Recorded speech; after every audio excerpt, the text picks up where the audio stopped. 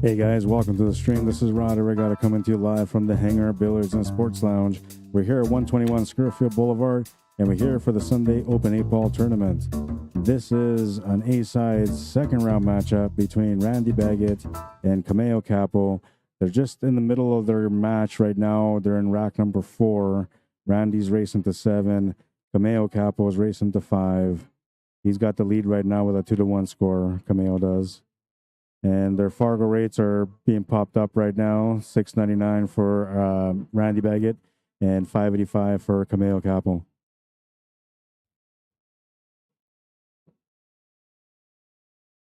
Message in a bottle. I'm in a singing mood today, so be warned. Be warned, man. I ain't playing, singing. Not literally, I'm not playing right now. Back still in pain.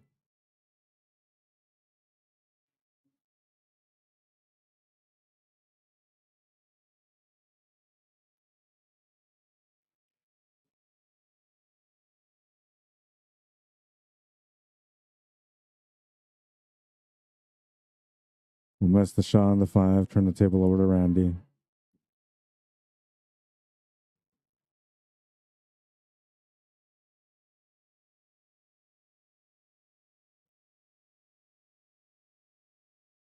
Sending out an SOS. Do I have my things on? Yeah, we're good. All right. Just singing away, and then I thought to myself, wait a minute. Do I have to worry about this? All right, I'm going to come and join you guys as well. Now it looks like Facebook updated their app again. Screen looks different. Looks a little sharper.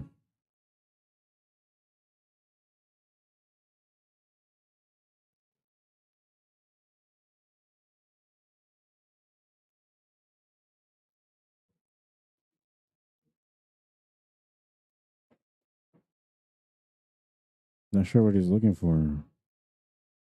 Is he looking for bridge, maybe? Oh, he's looking for his case. He needs an extension.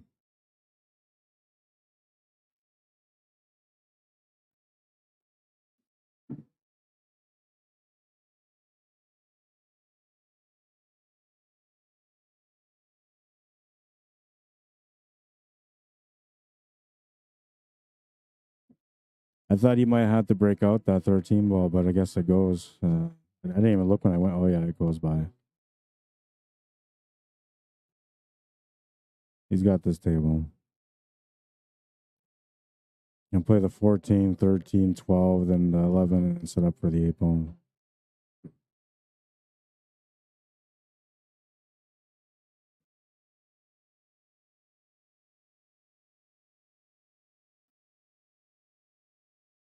Might have got out of position slightly here. He could use this to open up the 8 ball a little bit more, but there's no point. I mean, the 8 ball already goes.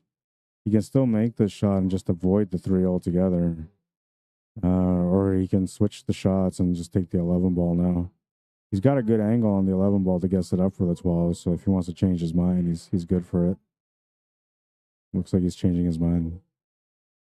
Only because he ran out of position here and he was going to be running the cue ball into that 3 and 8. He's going to play it through for the side still, though. Not a smart shot. I would have played it for the corner. He played it for the side, making it a little bit easier for himself.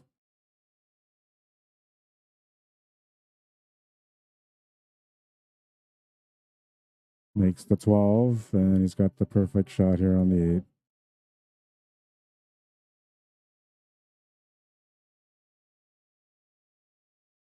Ties out the matchup, too. 20 players in the building today, and we have a few monsters in the building, including Mike Delgado. The one that Fedor Gorsh is always asking about. He calls him the deadly Filipino. He is pretty deadly. Him and Randy might have a clash, depending on if they can both continue to survive on the A side. Will Anderson, how you doing? Warren Mann, welcome to the stream. Reginald Martinez, welcome. Moving into rack number 5 now. We're tied up at 2. Race to 7 for Randy, so he needs to win 5 more games. Kamao CAPPO is racing to 5. He needs 3 more. Randy breaking, trying to get the lead here in this match. Smashed the pack, made a ball, and yeah, he's going to be good. Got some options anyway. Low ball or high ball are available. For low ball, he's got options to start off with a 6 or the combination 5-7, then set up for the 6. I think he's going to go low ball here. It's what makes the most sense to me, but he's going to go with high ball. Okay. I mean, either way, it worked. Didn't matter. But there's a little bit more work for the stripes than there is for the solids. So I'm surprised he did that. Most of the work for the solids is going to be the combination. But he can still get out here. This is where he gets out now. He needs to set up for the 14 to get onto the 12 or 15. One of those two. Once he gets on 1, he's out. And it's tempting to take this ball right now to the corner, but the problem with it is that he may not get the same shape that he has right now for the 14. So that's why he's looking at this 14. The way he's thinking, he can make the 15 ball go up table and then deal with that 13 ball, then come back down and pot that 10 ball or whatever it is that's sitting above that 15. I think it's 10 ball. Now, if the 10 ball goes, that's better than the 15 right now, but I think he's only got the 15 available. So what he might do here now is set up for the side pocket instead. That way he can finish up table with a 13. He's gone a little bit too far, or maybe not far enough for the 10 or 12, whatever that is, that's sitting in the middle of the table. You'll have to adjust here. Now, taking the shot on the 13 is still available, but you'll have to come up with a different strategy now to be able to get the finish. And the natural angle he's got is to the right side, so it makes sense for him to look for a shot from the right side. He wants to play it natural and follow it through just slightly.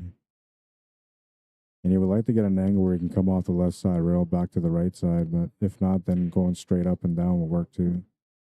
Oh, he's going to run to that 7 ball. He tied himself up pretty tight here. We'll call the bottom right corner, looking for a kick attempt. Take a look to see what he's got to work with. He's got a little bit of room. I don't think you can hit this 12 directly one rail. Maybe off the second rail. This will be a challenge for him to hit this 12. Woo, just went around both sides. Ball in half for Kamao. He'll get a chance to take the lead now. Fairly open table. Main concern would be that 7 and 5 and the 6. Those are the 3 shots that he has to figure out. I think with the ball in hand, you open up that 5 and 7 right off the hop. Then maybe use the 4 ball to set up for the 6 ball. Though if you get below the 6, I believe it's past the side pocket. It's pretty close to the side pocket though. He has to get pretty straight on it. How do you make this work so it works for everything? Yeah, that would be okay, because then you can just draw back off the 6 ball and have that angle on the 3 ball that you were using to break into that 5 and 7. You kind of take care of both plays with basically 1 shot or 2 shots. I like that idea, but the only reason that he's not comfortable with it is because that 6 ball is so close to the side pocket, meaning that the cue ball can bounce funny off the horn and give him a weird angle on that 3 ball. If you're not too sure about it, then you just play a safety and bank open one of those 2 balls. I would freeze hook to the 7 ball here and just let Randy go for a kick shot again.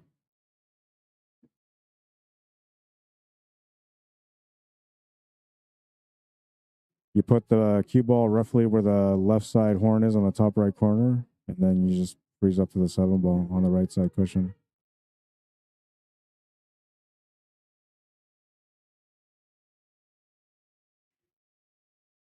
And for the 5 ball off the 6. Nice shot. Very creative, man. Opened up both doors just like that. But now he's got an interesting follow-up shot. I like that though. That was pretty creative, man. I mean, I usually don't bother putting highlights for shots where there's a ball in hand and play, but this one was nice. This was creative, very creative. Very for a follow-up shot, but he might get challenged there. Though he still has the opportunity to play a safety if he wants to. You can just bank that 4 and try to keep the white ball in a straight line with the 8 ball. Randy might have a jump shot, but he's not gonna. He'll have a low percentage of making the shot, even if he does hit it.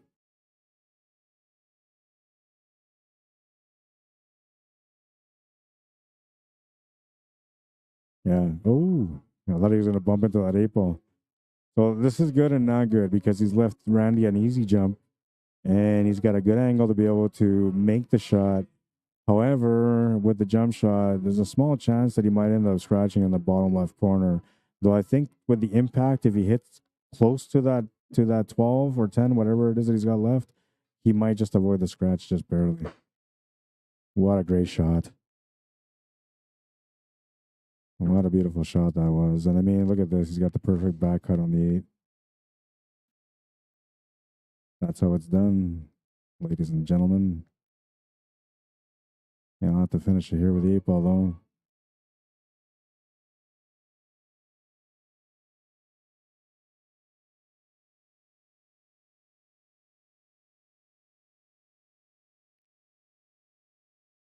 He'll follow it up with the 8. He's been on a roll lately, last few tournaments he's played in here, he's been getting better and better and better. But this shot, this was a beauty. That was a beautiful, beautiful shot. The shape for the 8 ball, man. Might be the highlight of the day. However, only one person has ever had the highlight of the day and won the tournament. Everybody else that's ever had the highlight of the day has been eliminated, and most of them been eliminated before the money rounds. A little bit of trivia there for you when it comes to the highlight of the day here at the Hangar on Sundays. Actually, it's not just here at the Hangar on Sundays either, because everywhere I've gone, wherever there's been a highlight of the day, usually the highlight of the day person never wins a tournament. But I've had one person do it. Let's see if you guys can figure out who it is. He's one of the regulars. Well, he was one of the regulars for most of the pool season that started since last September. Joe Cave, how you doing? Joe Kaplan, welcome. Ryan Fayant, Ryan Cortria, welcome to the stream. Kelsey McLean, how you doing, man? Zach Warrington, Corey Peranto. Hope everybody's having a good weekend, enjoying your Canada Day long weekend. It's not really a long weekend though, right? I think everybody has to work tomorrow. Pretty sure. It should be like a standard, You should have an automatic long weekend on Canada Day.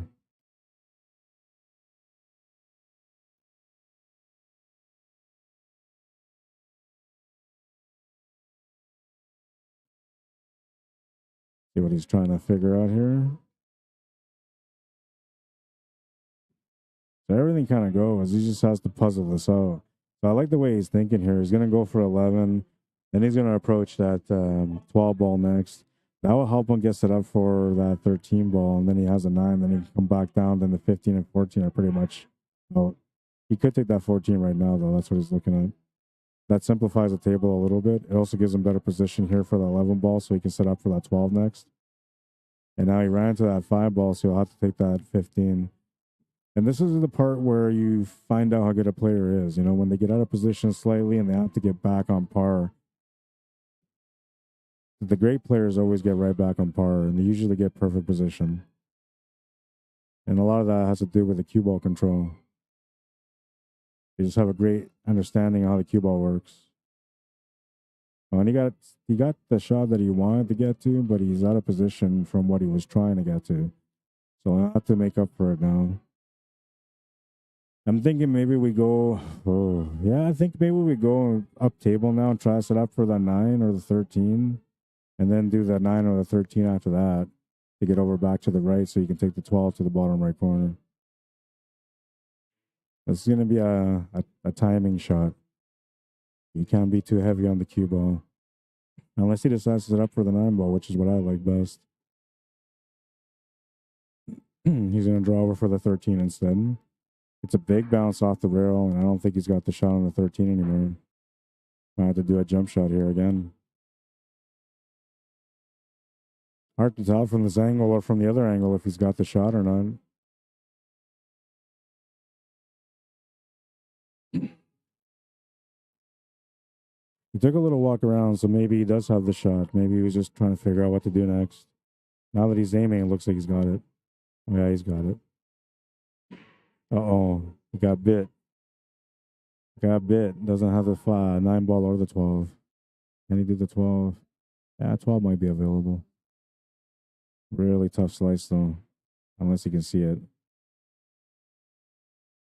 If he's got it, yeah, it looks like he can see it. He should be able to make this to the side. It's a tight squeeze, though. Now, the good thing about it, though, is that as long as he makes it, he'll have position for the 9, so he doesn't have to force it. He just has to get it to the pocket. He tried to shape up better for the 9 there. He needed to hit that a lot lighter for him to be able to make it to that pocket, plus get the shape on the 9. So that turnover is going to open up the opportunity here for Kamao to tie things up. Because he's racing to 5, he only needs 3 more wins, so this win will be a good one for him to have. Puts a little bit extra pressure on Randy, who still needs to win 4 games. Warren, man, how you doing? Says Rod, how are you? Brunswick, Georgia, loving your stream. Welcome, my friend. It's been a while. Hope you're doing good. Carol Shirley, how you doing? Dennis Bowery, Leon Hool, Kyle Jackson. What's up, guys? Leon says, hi, Rod. Hey, did Randy move back to Manitoba? It feels like it, right?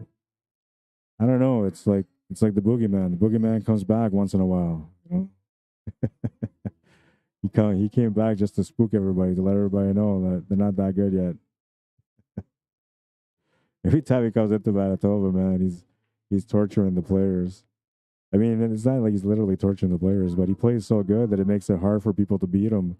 And it's a bit of an adventure whenever you have to play against him, you know? You feel like you're in an action movie, like you're the star of the show, but you got to figure out how to be the hero. And then Randy comes in like the villain and just robs you blind. That's why they call him No Fun.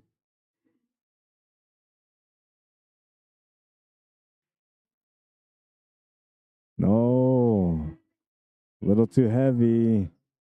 A little too heavy. Great opportunity. Unfortunate for him, he didn't capitalize on it. Randy will definitely capitalize on this.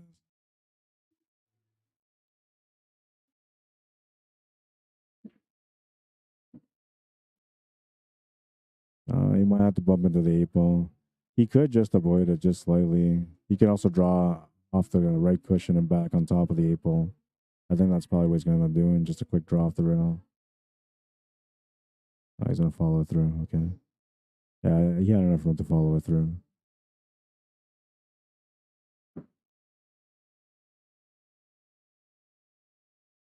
Makes the 8 to the corner. 4-2. Got a 2-game lead, looking for 3 more so he can win the match. Kamao CAPPO will have to shake that one off. Seems to be there every weekend. You know, he's got a son here in Winnipeg, and he comes to visit him. And I think in the summertime, Randy spends a lot of time out here playing, hanging out.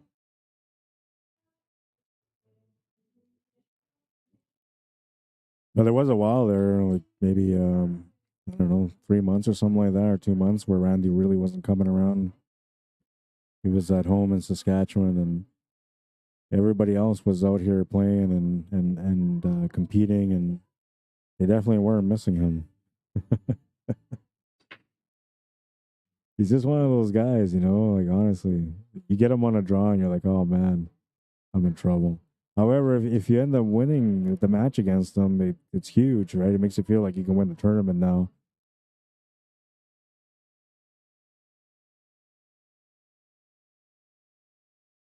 Go check up on YouTube, peeps. Dixie Pinchback, how you doing?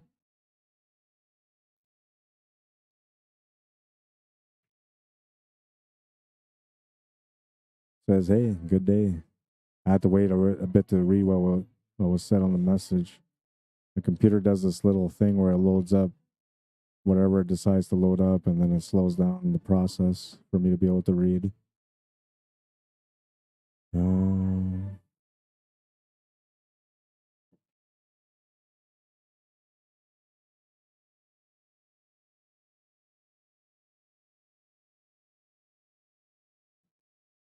No, they have the thing over there. Good to see you, though. Hanyu is in the building, too. He's looking for some revenge against Randy. He enjoys the competition, that guy. And he's going to beat Randy. I know he will.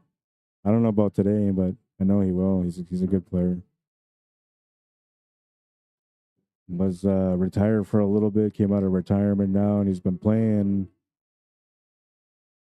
every week. He's been playing in tournaments, training, practicing, so he's only going to get better. But him and Randy got a personal thing. Well, not really Randy. It's more like Hanyu, because Hanyu hasn't been able to beat him yet. And Randy always welcomes a good challenge. 5-2. Make quick work out of that rack. Kamao CAPPO starting to feel a bit of the pressure here now. He knows that, 2 games away for Randy is like being on the hill. This next rack and the next one after that matter more than anything. But this one right now is a crucial one for him. He needs to win this one. If he wins this one, he can make a pushback and take it to the hill.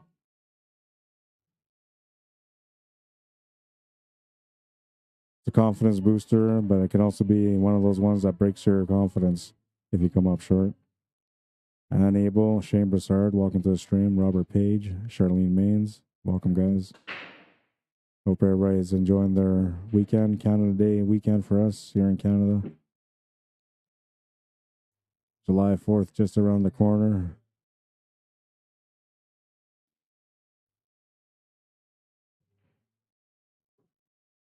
Well, he got a good break out of this. He's got a nice spread at the table, too. Just have to figure out where to start, but we definitely taking stripes here.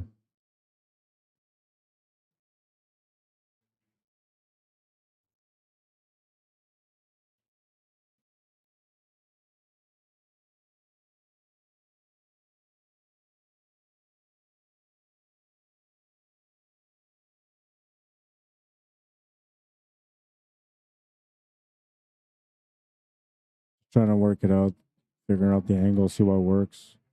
I think he might be a little too tight on that. He's all right on the 11 ball. I wonder if he's just drawing set up for the 9 ball to the corner where he's standing right now. Or just let the cue ball flow and get back up table and set up for that 13 ball next. He's going to set up for the 9 ball the other way. Okay, that works. He's got a couple different options. He could make this 14 to the bottom right corner. That'll give him position for the 13 ball. If he takes the 9, he has to do a big drawback shot to set up for the 14 ball next. Or he can take the 13 ball after he makes the 9 as well, depending on how he's looking at this table. If he's looking like he has to get into that area for the 14 ball, then, that's where his mindset is at. Or sorry, he's on the 14 right now. If he needs to get into that area where that 10 ball is, just above that 1, then his mindset is it's there right now that he needs to get back up there. But technically, he can do so from the 9 just by making the shot on the 9, drawing back a little bit. Doesn't have to take the 14 ball next. Though that 14 only has options for both side pockets and both top corner pockets. So it is kind of a problem ball also. Though it does go to the bottom right corner, but you have to be precise on the shape. What kind of angle does he got on this 14 ball now?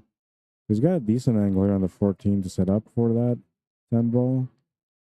I don't know what's up with that 13, though, if it goes past that 6 to the top right corner, which I don't think it does. So that might be the problem here, why he may not approach it from the 14 ball right now. He might just take the 13 ball instead. Problem is, if you take the 13 ball, you're not going to have a shot on the 14 ball after that, which means you have to make a positional shot on the 10, which does go to the bottom right corner if you set up straight on it. Not sure if you took a look at that option yet. He's more or less kind of in that position where he feels like he has to take the 13 ball. This is going to be his moment of truth, trying to figure out the puzzle on the end here.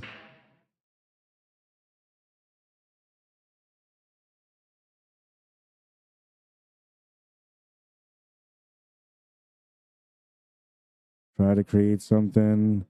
Bumped into the 10, which has gone into the 1, and the cue ball is gone and tied up near that 2 and 5.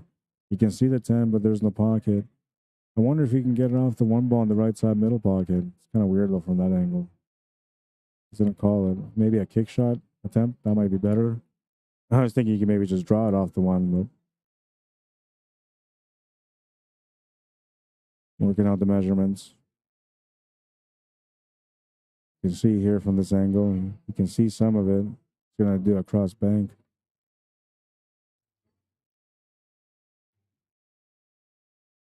I didn't know you had this much of the 10 ball available. Oh, what a great shot. And look at the position on the 14. Wow, what a shot. He's got to just keep his cool, make the shot to the corner, and hold position for the 8 ball. Can't get too close to the 8 ball, so he's got to settle for a cut on it.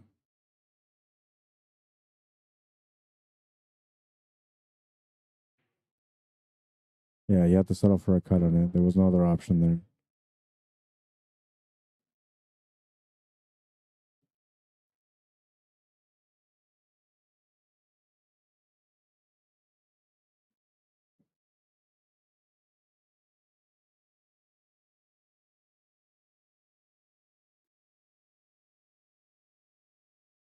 Oh no, you'll come up short on the 8 ball. Oh man, that was so crucial.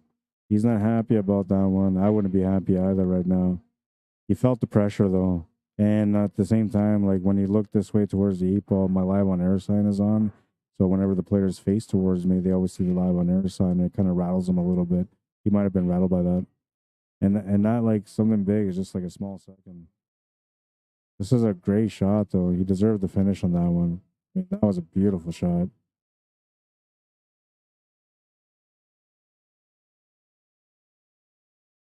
Absolute beauty. And Jerry Morris, Stuart Gansky, welcome to the stream. Clinton Holmes, what's up, bro? And Randy's going to pick off this table. He's going to get on the hill. That's why Kamao wasn't happy, because he knew that the minute he missed that shot that Randy was going to get on the hill. Now, if he made that shot, he can put up a battle, and he puts a little bit of pressure on Randy, but because he missed it, Randy's going to be comfortable here for the finish line.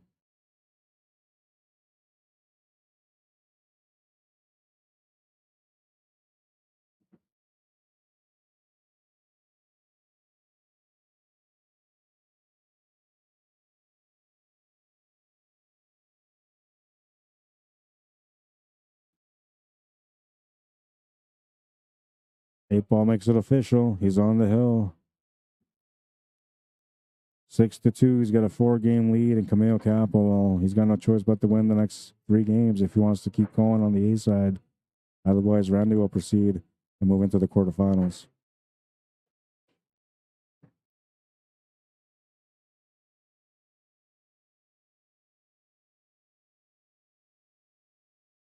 Now we got Blair Lawson in the building too, Gary McKenzie. Mike Delgado is running a table out right now. I can see him in the background. He might be playing against Mike Vautour. That's a great match. Too bad that one's not on the TV table right now also.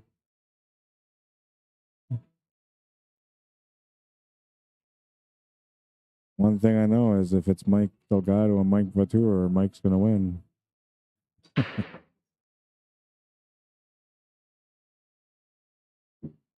Smash and break, and it sounded like he made a ball. A little tight on the options here, but he can still choose solids or stripes. Yeah, I think he's kind of stuck on stripes, though.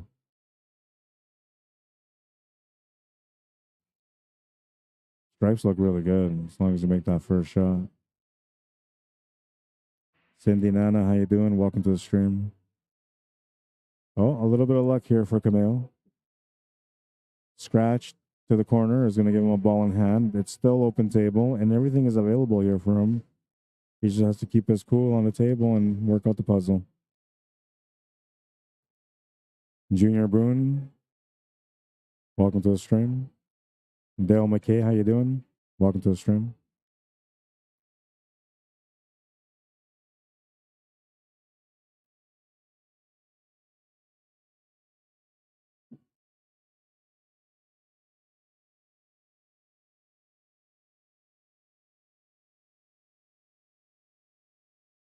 So that, the 10 ball is kind of crucial.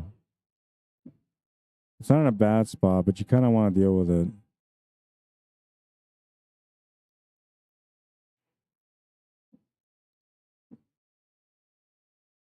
You want to go bottom of the table first and then go up table and finish it up there. That 11 ball could be your setup for the 9 or for the 8 ball.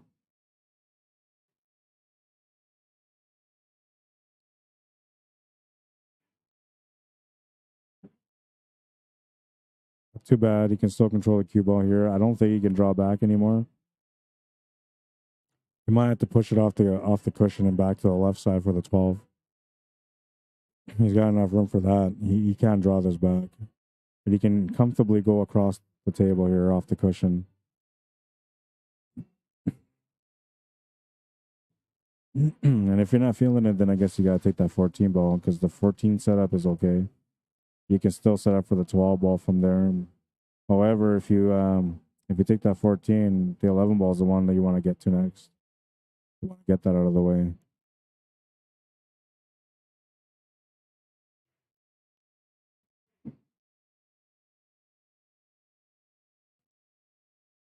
Yeah, you had the angle there to be able to set up for the 12. Had he gone a little bit further down table, he would have been good for that shot on the side pocket, the 10 ball.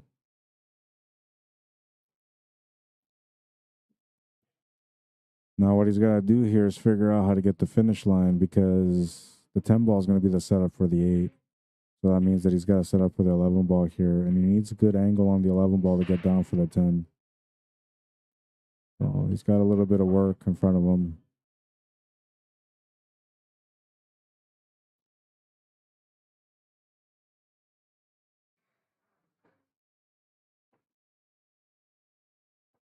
Oh, he left the 12 at the table. He had the good angle on the 11 ball also. He might get another chance at this table here. We'll see. It all depends on whether or not Randy plays aggressive on this shot and tries to come across for that 6. If he comes across for the 6, then Randy will be out because that's the only problem ball he's got. Everything else is opened up. Other than that, he'll have a challenge on the 8 ball, but he should be able to get good position on it. I feel like he can cue back here from follow through with some left hand spin to get onto the 6 off the 4. It doesn't have to be perfect. Basically, he's going to be in the straight line where he's at right now, just to the right slightly, closer to that top diamond. Got to do it. So like he should end up somewhere like here, this area, if he goes for the shape for the 6.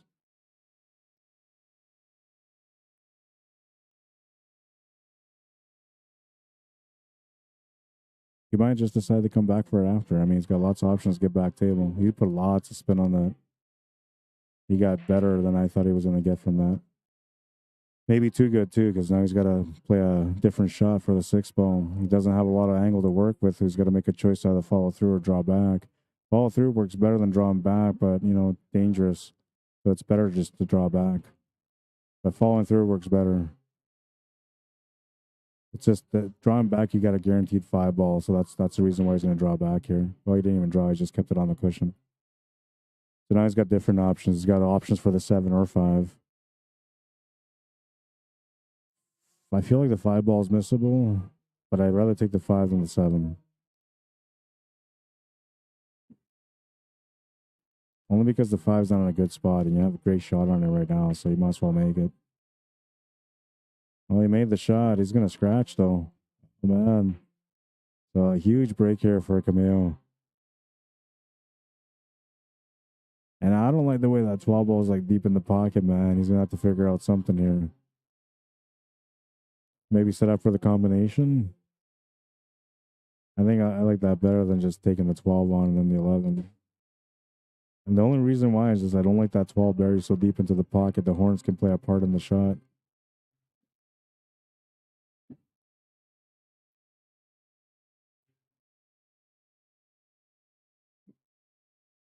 Yeah, he's going to use the 11 ball as the out. But that's pretty deep in the pocket, so he needs... Oh, no, he's all right. From this angle, he's all right. He should be able to control the angle on the 11. Aces just needs to hold position right there where the 12 ball is. That'll give him a nice follow-through line for the 8 ball.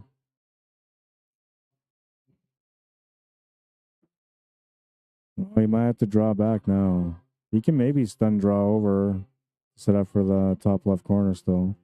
But I feel like he's going to have to draw back.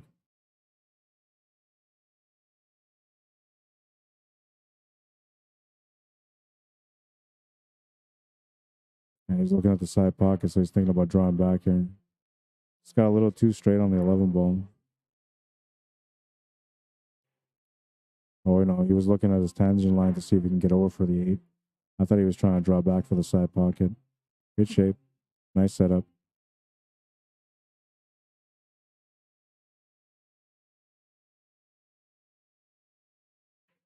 Eight is good.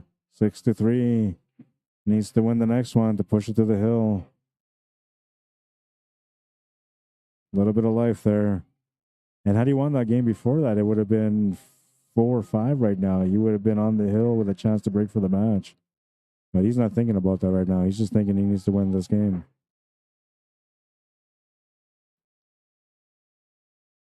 Arnie Solberg, how you doing? Says, hey guys and dolls. Marty Bray, what's up, man? Sheldon Usher, Art Lamaran, David Burbo, welcome to the stream. We got anybody on YouTube chat yet? No, we're still quiet there. Break that down. Because these guys know, like, I forget about them sometimes. It's not intentional, though, I swear. Rack number 10. Down by 3, needs to win 2 to win the match.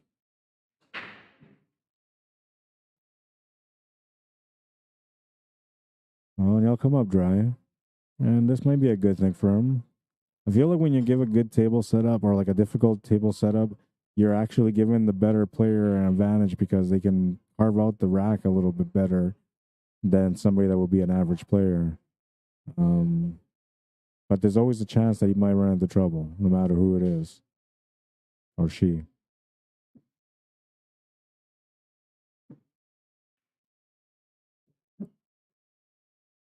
And he sort of ended up in a tight spot already. He's going to have to take that 4 ball. I think he was trying to set up for the 3 and he didn't get it. And he's shooting into the 4 ball while shooting over top of the 6 slightly. So maybe the 5 ball might be best. It doesn't really matter if he takes that 10 ball now or not.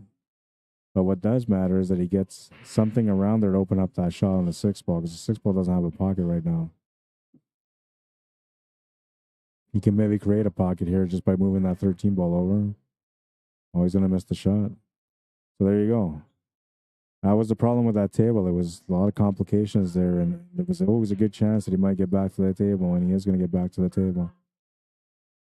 The only tough thing for him, though, is that he's stuck with stripes, so he's got the more difficult table out of the 2 options.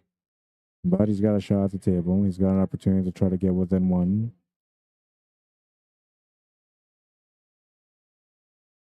Well, not necessarily get within 1, but to get on the hill. But this table is not easy. He's going to have to work it out. I don't think the 9 goes to the corner past the 12 either.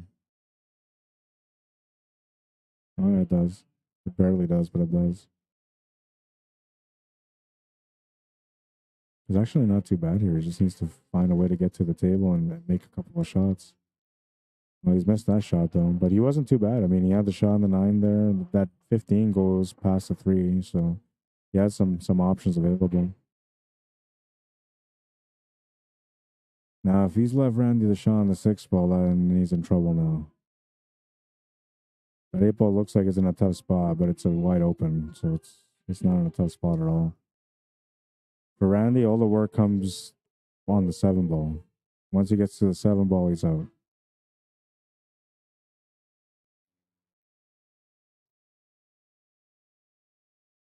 I don't know if you go for it now because you have the option here with a 5 ball, kind of like a two-way shot, kind of like a three-way shot. You can make the 5, go up table, trust it up for the 7. If you don't get it, you might have the shot on the 2 or the 4. And the reason why I thought about that, like he was thinking about, is because that 3 ball kind of provides a little bit of cushioning. So he's got the option here for the 2 ball now if he wants to.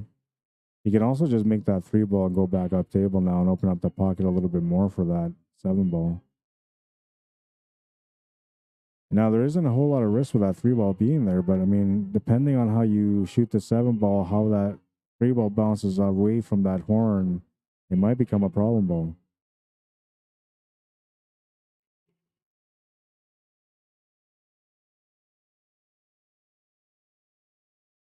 So I think what he's thinking here is going 2, 3, 7, 4.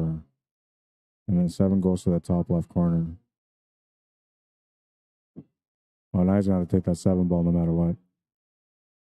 Top left corner. But I figured the 7 was going to go there. And I figured it was going to be a finishing shot because then he can use the angle from the 7 to get across for the 3. But what he was looking at was using the 4 for the finish. So the way he figured is he gets onto the 7, makes the 3, he's got the 4, he's out. And I guess this is his moment of truth. Shooting over the ball on the 7 ball. He makes it no problem, though. And now he's got the shot on the 4, but he doesn't want it. He wants the shot on the 3. He doesn't have it. You might have to masse into this. And I think it's not worth it, so he might have to take the 4 ball and go around. He can still accomplish the shape for the 8 ball off the 3, but he needs to go around all these stripes to get there. I thought he was going to go all the way around. He just kept it simple. I was wrong. And you can see there, anywhere on that right side rail, you'll have the shot on the 8 ball from that middle diamond on the bottom right. So basically, that open still.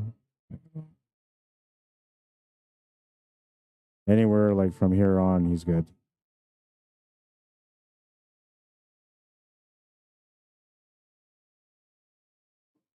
Uh-oh, watch out for that side. Ooh, clipped that horn perfectly for the 8. That was a huge break for him. Makes the 8 ball a lot easier than it would have been. Not that it would have been hard anyway. 7-3, the final score. Randy Bagot will keep going on the A side. Kamao CAPPO will have to go to the B side, and, well, no choice but to survive on the B side now. His son, Hadar CAPPO, another one of the great players, is here in the building, also playing in the tournament. I was blessed with the opportunity to be able to go out there in Saskatchewan at Dooley's and to stream and cover the Moses CAPPO Memorial Tournament just a couple of weeks ago. They treated me really good out there. It was nice to be out there. And every time I go out to Saskatchewan, they're so kind to me. Everybody out there is really kind to me, and I appreciate it. Very supportive. You guys make me think. It's like when I go to Alberta. When I go to Alberta, everybody out there, you know, they make me feel so welcome all the time. So when I go to Calgary, like I always feel like I'm gonna go and move to Calgary. And then now I've gone to Moose Jaw twice, and it's made me feel like I got to move to Saskatchewan. You know, like I can feel the love in the pool world out there. You know, and I'm ready for it. Anyways, I don't have another match on the left. I don't have another match on the TV table right now. So I'm gonna go find out which match is coming up next, and then we're gonna get that going for you guys. All right. I'll be right back. Do I have maybe I got a highlight video I can share with you guys. I don't know if I got anything loaded up, but probably be easy just for me to go find out. Whatever I got on this one. Okay, so that's what we got.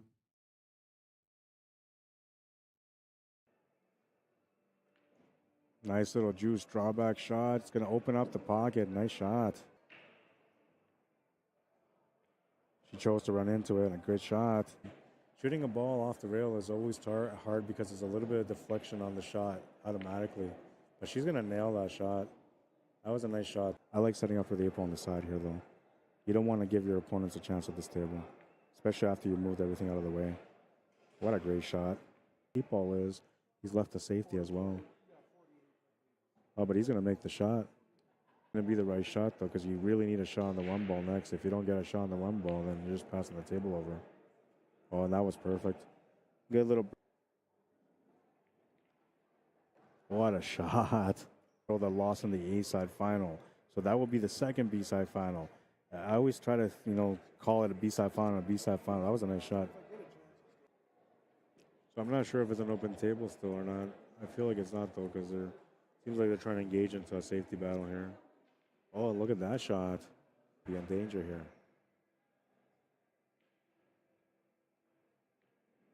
And look at this. She loves her banks, man. Great shot.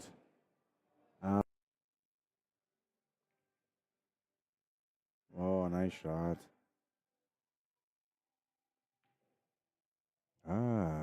She proves me wrong. That was She's going for the breakout right now. Oh, and what a breakout it was to get that cue ball control like you want it. Oh, look at this shot. Oh, my God. What a shot. Yeah, he's going for the safety. Good discipline. Right to the rail. Perfect touch. The score's right. 6-4. Oh, look at this shot. Oh, he makes the shot to the corner.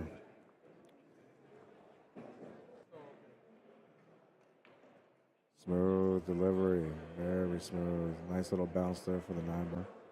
Says best 25th game player I think I've ever seen. Who's that, Russ Whittle? Oh, what a shot. Wow. Makes the shot to the corner. Great. But if you miss it, you're going to leave it over the pocket. He's going to make it, though. Great shot. They think of everything at Caesars. Best cheese bread ever. Great shot. You gotta trust the system, And he's gonna make that 9-ball. Wow. Takes him towards the 8-ball, though, so he's gotta watch out there. Oh, what a shot. This is a crazy jump.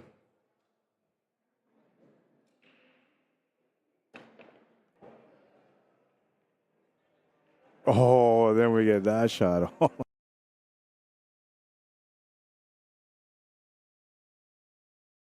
right, so we got another matchup. It is an A-side quarterfinal matchup, and it's between Randy BAGOT and Mike Valtour.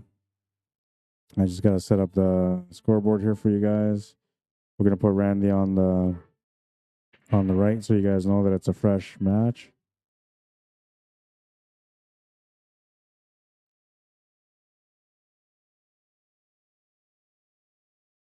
It's a 7-6 race, so both guys are 7, but Randy BAGOT is a 7-1, which means that his opponent has to drop one extra game. So that's why Mike is going to 6.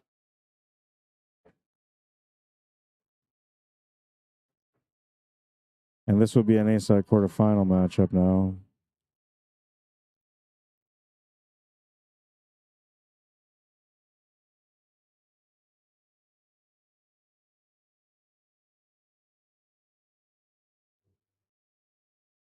I'm going to get their Fargo rates right away also.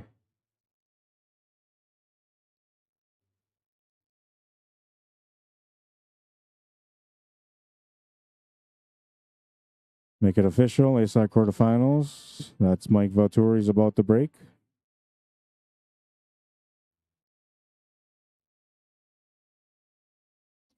I want to say that Mike's 727 or 627.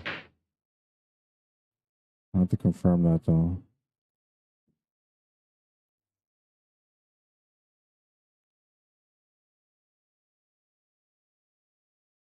I'm going to look right now.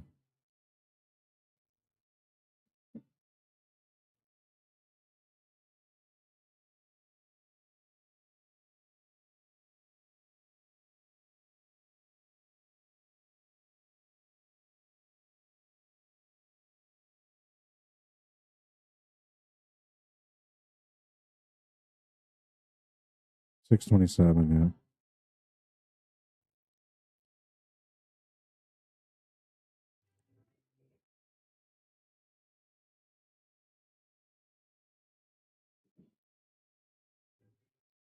This game should get close to the hill according to the Fargo ratings. Technically, he's 72 points off. So that would be almost a 2-game spot. It'd be a 1 game and a little bit. On a hot race, it'd be a 2-game spot between them. On a medium race, it'd be a 1 game. On a mild, it'd be straight up.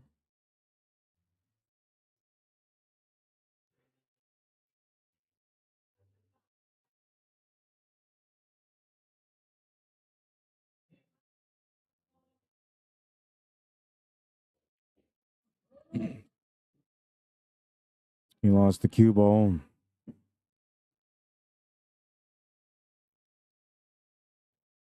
Juan Hernandez Jr., bienvenido, welcome.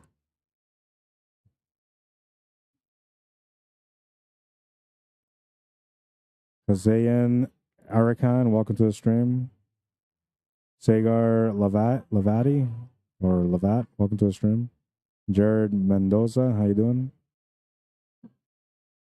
Curtis Chaborak, what's up, man?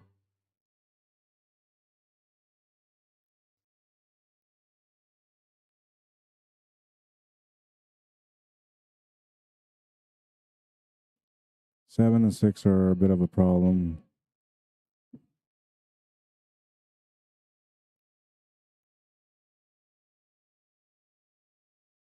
Not sure what he said to him. Calling the 7 ball. I was creative. Played a safety plus called the shot. So if he made a shot, he was still okay.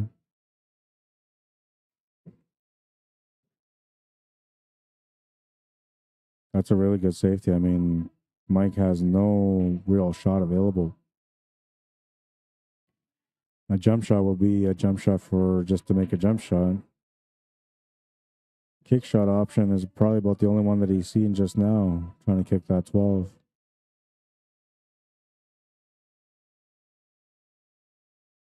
This is tough to do. He almost has to jump this just to be able to get the kick shot, but he's going to try to masse around it with some spin. And some reverse spin on it. Well, he hit the 12.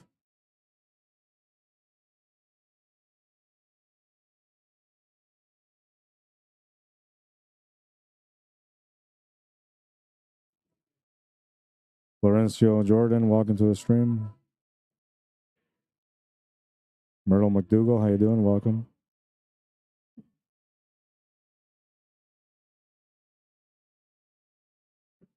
Well, now that he's opened up the whole table, he's going to be good to get that first game under his belt.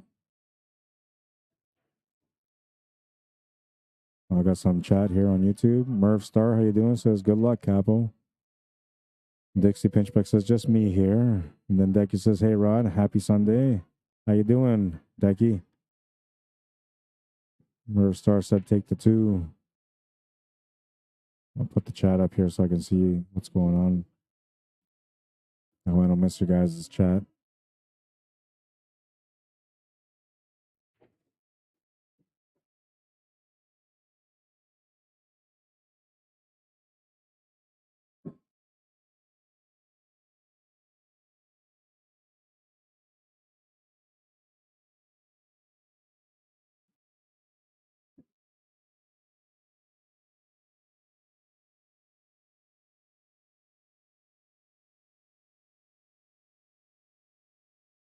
Might have been a little too heavy. Oh, he just got it. Perfect line. He tightened up on that one too because he thought he was going to get behind that 15 ball. And that would have been the absolute worst case scenario for him there. He wouldn't have had much of a shot on the 8 ball. Instead, he got perfect. He'll take the first game. 1-0.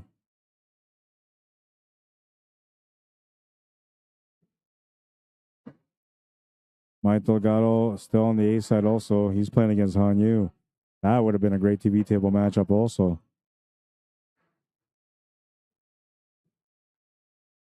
He was so happy, Mike Delgado, because Team Philippines won the World Cup of Pool. Sup, Brad? How you doing, man? This afternoon, Rod. Hope you're... I missed the rest of it. It's not showing me the whole thing. Oh, because there was nothing else. Hope you're well, and thanks for the stream. You're welcome. You're very welcome. I was like, what happened? I cut off the sentence, but you only put half the sentence up there. Dixie says, I was beginning to feel like the Maytag repairman.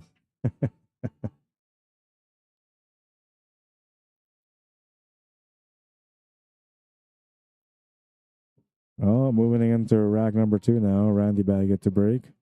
He's leading by 1. Racing to 7 in this matchup. His opponent, Mike Vatua, racing to 6.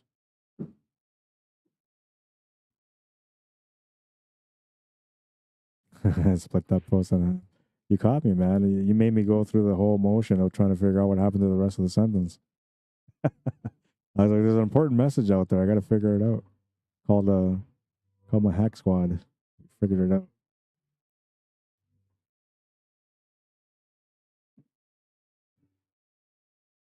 I don't know. If he doesn't have that shot on the 12, he doesn't have much to shoot at right now. He definitely doesn't have the shot on the 11 ball.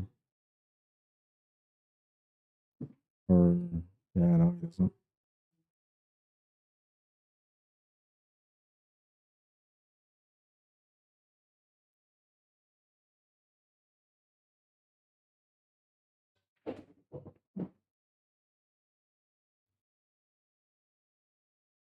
I'll be right back. I'm going to go order some food real quick while the bartender's at the bar.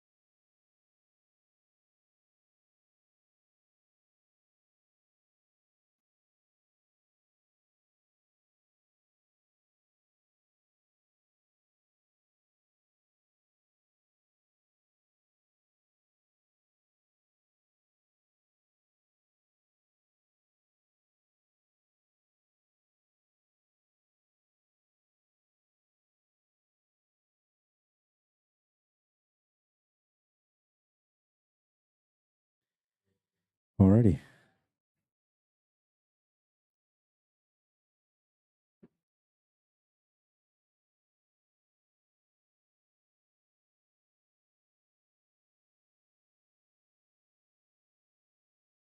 I'll have to take this 8 ball in the side pocket, I guess. Unless you get the perfect angle, then you can play the 8 ball in the top right corner after the 9. He's got options here just to follow it up for the side or to draw for the 8 ball in the same pocket. I guess the 8 ball goes past the 2. It looked to me like it wasn't going to go past, but I guess, oh yeah, oh jeez, there's tons of room there. What am I talking about? From this angle, it looks like it was all tight though. 2-0, 2-0. I'm off my game today, just a little bit.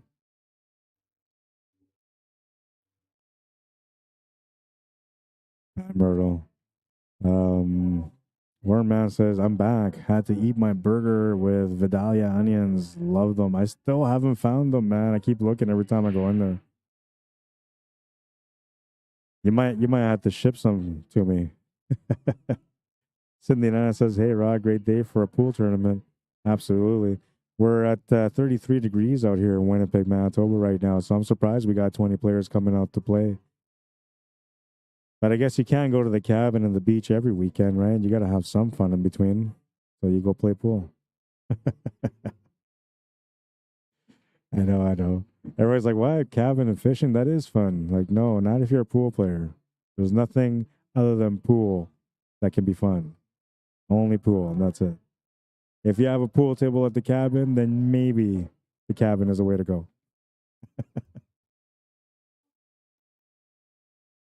I'm kidding. Most of us go out all the time. Actually, most pool players in the summer, they go out golfing because they don't get a lot of time to golf out here in Manitoba. So they spend a lot of time golfing. And of course, there's, you know, a lot of campers and people that love to go fishing as well. But most of them are golfers. Double E English, what's up, man? Shane Taylor, welcome to the stream. Congratulations on your wedding. Mitchell Malcolm, Z Hao Chen, what's up, guys? Dave Strickland, no relation to Earl Strickland, I'm sure. Be cool if you were, though.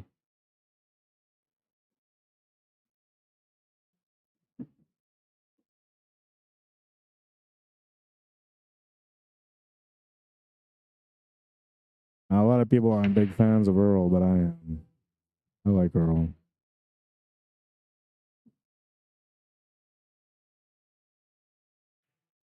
Oh, he's gonna miss the shot to the corner. A little bit of a body movement situation there. Just popped his shoulder up a little bit as he was shooting, as he was releasing. But he was also eating on the sideline. So, you know, usually when a player is eating and they're playing, they're not as focused. You know, it's because you want to be focused and you're a good player, so you want to be focused, but your stomach is thinking about the food, your taste buds are thinking about the food, and so it's tough to find focus and play well when you're eating. It's one of the things that I used to hate all the time when I like go to play and tournaments and I order my food and it's like I order my food because I get like a half-hour break waiting for the next match, but then it would take half-hour for them to bring my food, and then they would bring my food out and I would have to start playing. But all I was thinking about was getting that food so I could eat. So then now my mind's like locked in on the food, and it's just a miserable, disappointing situation on the table when I'm thinking about food and I get my food in the middle of a match. Just can't do it, man. So what I do now is I just try to eat good before the tournaments, and then I try to have a little snack in between, and then after I'm done playing pool, then I'll go have a good meal.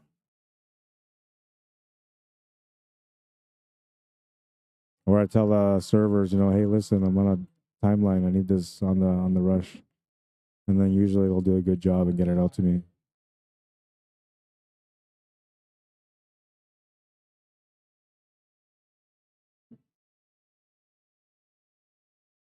Becky says Earl's an ambassador for pool. Yeah, I think he's one of the greatest ambassadors. I mean, a lot of people like don't get his you know extra stuff, but he's just a passionate guy. That's all.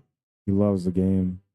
When you hear him talk about it, you can just tell like he loves the game like not many people could.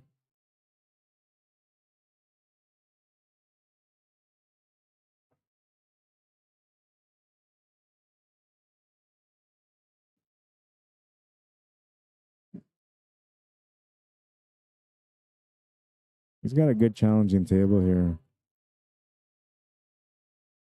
The 3 and the 2 are really tight to get onto. That's why he played down table, because he's trying to get up table again to try to deal with that situation. Once he gets to 2, he's going to have to take the 3. So I think here what he's going to try to do is set up from the 7 to the 1. You could take the 1 right now and crash into the 8 and 2, but that's not going to give you an out.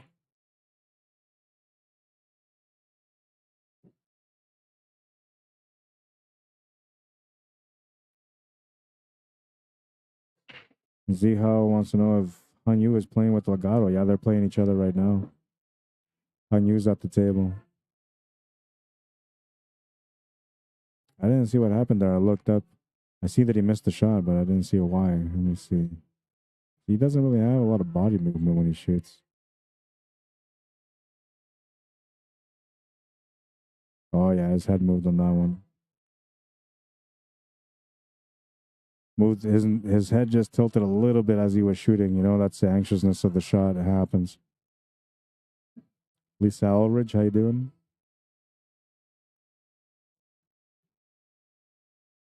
Ray Wachowski, John Stromstad, welcome to the stream.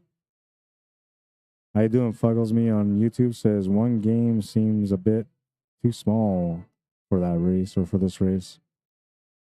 Well, technically they should be 7s even, but Randy's a 7-1, so it's a 1 game spot. They normally would be playing straight up if Randy didn't have that -1. But you're right. I feel like you know, and I can't really say that, to be honest, because Mike Vautour is a great player too. He just came up, a little short on the last one because he's eating, right? So he's distracted. But he's a really good player.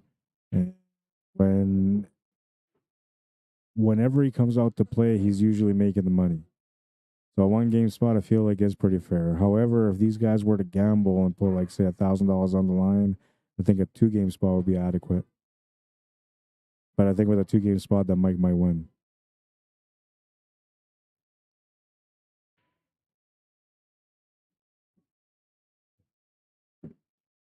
Good positional shot there to get onto 11. He couldn't get any closer. He got as good as he could get on it. And now he's got to figure out what he's going to do here if he's going to shape up for the 9 or the 13. I think he's got to shape up for the 9 just because of the pace that he's going to have off the bottom rail here if he makes this 11 ball. But he can maybe control it and just have a weird angle cut on that 13 ball. Yeah, you have to set up for the 9. Oh, he's going to get perfect here. Oh, maybe not. But he's still good on the 9. Luckily, he was going to get perfect for that 13 ball there, but he still has to get back from the 9 to the 13. Give me 1 second.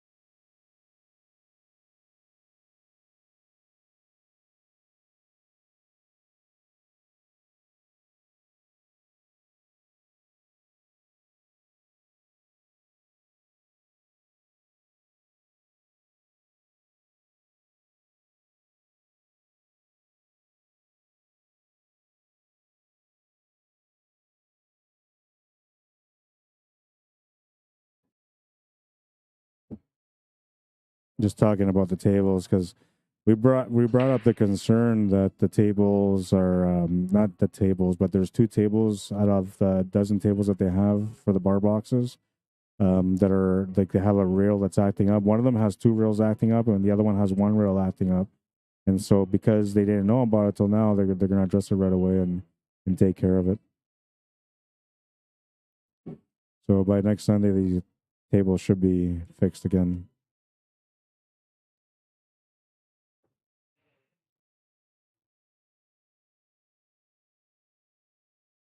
They're not dead rails. They're just the rails they're slightly dropped, so you got to make a rail adjustment, tying them up a little bit.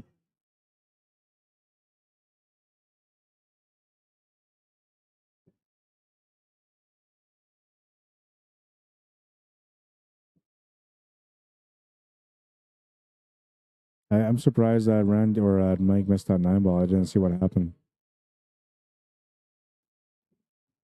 Usually, when he starts missing 1 or 2 shots, he gets a little bit worked up, and he's usually his own worst enemy. Mentally, anyway. He can't be feeling frustrated though. I mean, the first miss that he had was because he was eating. The second one here on the 9 ball, I'm not sure what happened. I didn't see it.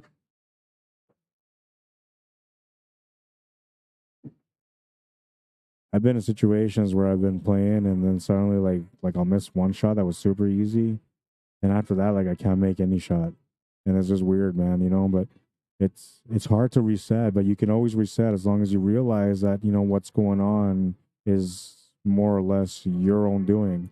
Body movement, shooting too fast, not staying down long enough, little things like that, right? So if you're aware of that, you can usually make the adjustments to be able to get back in the match and to redeem yourself, when you feel like you're not doing very good. But it's a process and it's something that you got to do all the time. Whenever you're in these situations where you're not playing good, you constantly try to, just tell yourself, hey, you know what, I'll work this out and I just got to slow down, I got to stay down more, or whatever. I've been working a lot with that lately. I've been frustrated with my game because I'm not training again, and it's. I'm telling you right now, it's a hard obstacle to overcome. But the more you do it, the easier it gets. The more natural it feels for you when you're off your game. The more natural it feels for you to reset. Perfect touch on that 11 ball. You might actually have to take that 11 ball now.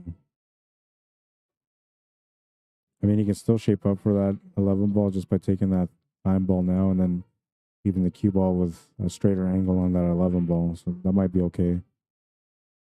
But he could take this right now.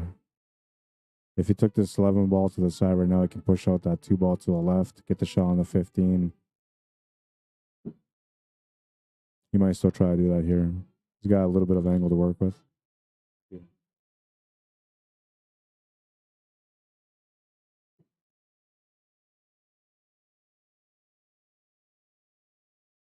We got to look from the side.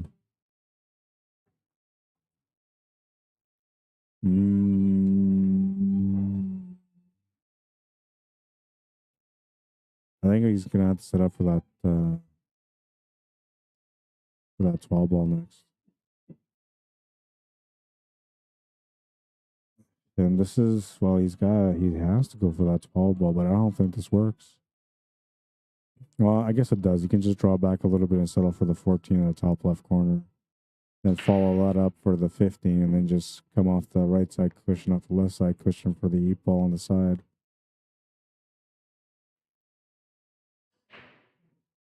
Just a poke draw shot here, try to get straight on it.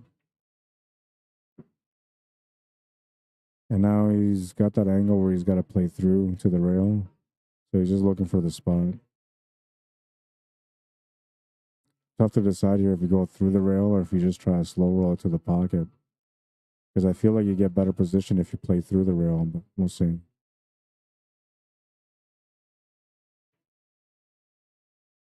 Yeah, it was better to play it through the rail. You got closer to the 15. You have a better cut on it. Now you can set up for the 8. I like going for the 8 ball on the right side middle still, the way I was planning it originally, but maybe to the bottom right corner is okay.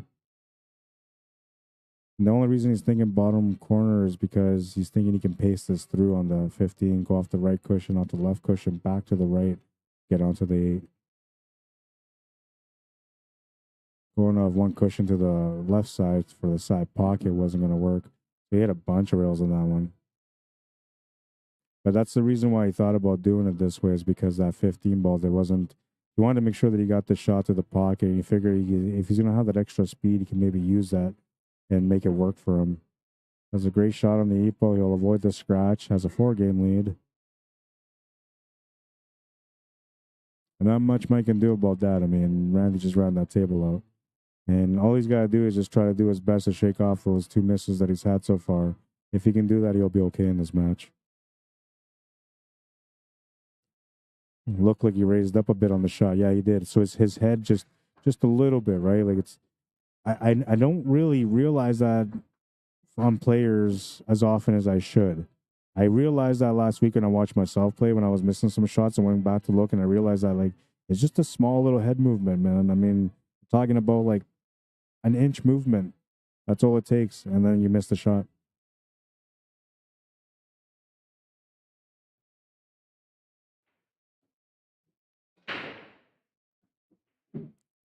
Letting out some heat on that break, and he's got a cluster one on this one. Not sure what I would take here. I think high ball is still better, but barely. Barely. John Stromstad, Brian Edwards, welcome to the stream. PM Verslius, welcome to the stream. Rem Coons, Florence Cardinal, how you doing? Welcome to the stream. Braden Pache, Wayne Burba, how you doing? Hope everybody's enjoying their weekend. I got a chance to go out with my family last night for a little bit. I've been dealing with a sciatic pain on my back for a while. Yeah, he's frustrated. He just didn't care. And I know, like, I watched him play over the years, so I know, like, when he gets worked up, when things don't work well for him.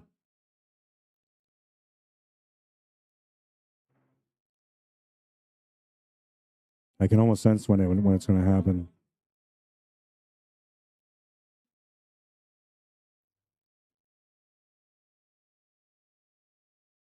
It's tough to stay focused too when you're playing against an opponent that's steaming a little bit. Like, usually you want to bear down and make them steam more, and these guys are friends, so it makes it a little bit tougher for him because, like, you know, he doesn't want his friend to feel as frustrated as he's feeling right now, but at the same time he wants to win. And Randy knows, like, you can't give up an inch on the table. Doesn't matter. Friends don't exist on the pool table. They do before the game and after the game, but while we're on the table, there's no friends. It's just me and the cue ball.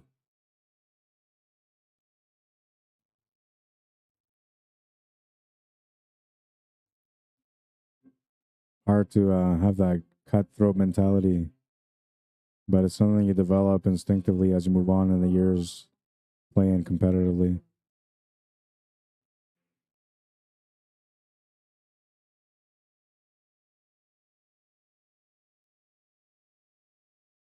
And well, this is the moment of truth for him now. He's got the angle on the one. He needs to break out on the three. The five ball will be the escape shot. If anything goes wrong with his three ball, the five ball is the escape shot. So he's got to make sure that he plows through this to be able to get a shot on the five ball. Beautiful shot. Got himself the shot on the five ball. The three ball's opened up in a spot where he can get to it anyway. And once he makes the three, if he can get on it, he's got the eight ball. No, it looks like the eight ball only has the bottom left corner, the right side middle, and two top corners once he moves that three ball.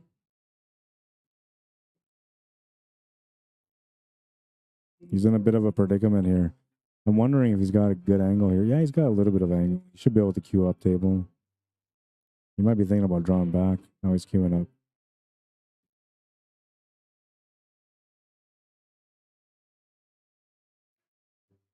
So now he can oh, this is dangerous still, man. He's got to run into that 12 ball just to hold shape for the 8 ball. Oh, he just missed it. Good shot. Great shot. 8 ball straight to the corner. He makes it look too easy, I'm telling you, man. 5-0. And it was really about this shot here. This shot here is the one that made it all work for him.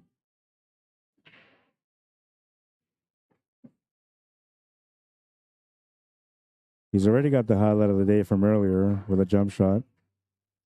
Randy looking to be the second person to ever be a highlight of the day and win the tournament. Nobody's figured out who the first guy is yet. I know who he is. He's standing on the screen right now. Or he's sitting on the screen right now.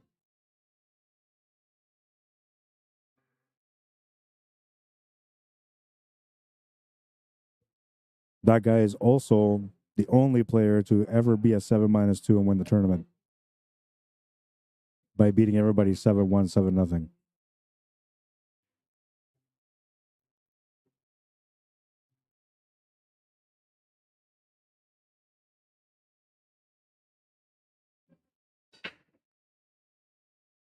Rack number 6 looking to get on the hill here. He'll come up dry. Mike Fortoro, get going. You'll have a chance anyway.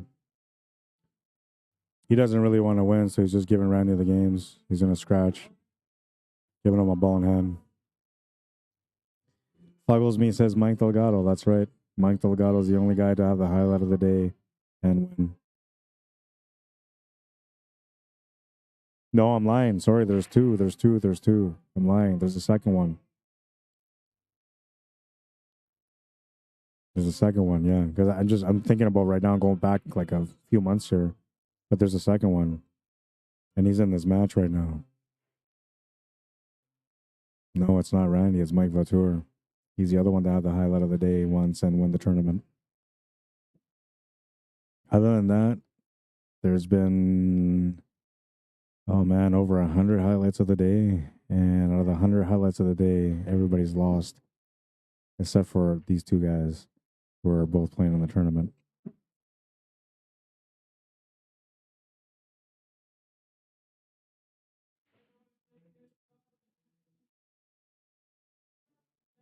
Wayne Burba says, great Sunday, but we have to get you playing. Oh, I wish, man. I got sciatic nerve pains right now. I'm not doing very good. It's been, what, 9 days or 10 days now? And the pain is, like, still there, and I can't lift anything heavy.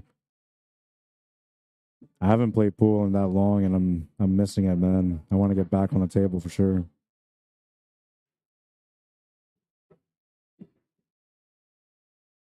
It's going to be a 7-0 game because Mike Vautour doesn't want to play. He's frustrated. He didn't like the way he started. And Randy playing the way he's playing, I'm telling you, it's overwhelming. Like, if you're not feeling good about your game and this guy's just being perfect on you, like, it makes it more stressful. 6-0, he's on the hill. Mike's going to break here. He shouldn't even break on this one. He should just give him the game if he's going to quit.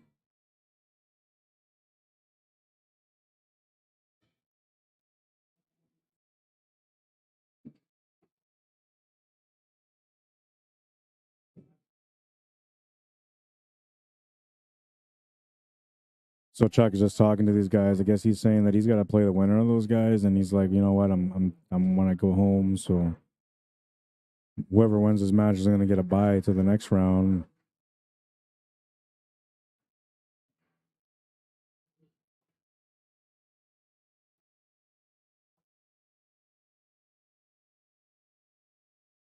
Yeah, but Mike Delgado, Mike Vautour, the two Mikes are the guys that have been highlights of the day and won the tournament. Randy looking to be the third guy here. But so far, he's got the highlight of the day. That's a great break, and he's still not going to play it. Man, the pool gods gave him an amazing table for him to get in the match, and he's still not taking it. Not much I can do about it, though. It's the way he wants to feel right now. And I get it, man. I mean, if you guys remember 2 weeks ago on the Thursday, I was frustrated. I was so frustrated that I swore on the stream, man. And I never swear on the stream, but I swore. So I get it. You know, there's days where you come out, and no matter how good of a mentality you have, you still get challenged. And then if you don't have that good of a mentality, it's easier to get challenged on those days. Whatever the case for Mike Vautour, he's feeling it today. A little frustrated. Good thing for him, though, is he's still got a B-side life, so he can reset and, you know, still come back in the tournament and find a way to shake it all off.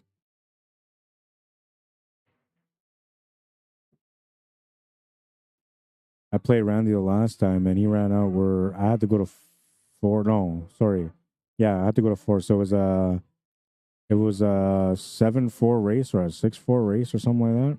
And I said to him, okay, you know what, let's just do straight up race to four because, you know, the tournament's running late. That's when the tournament ran till 3 in the morning. So I said, you know what, let's just do a race to four. I'll play you straight.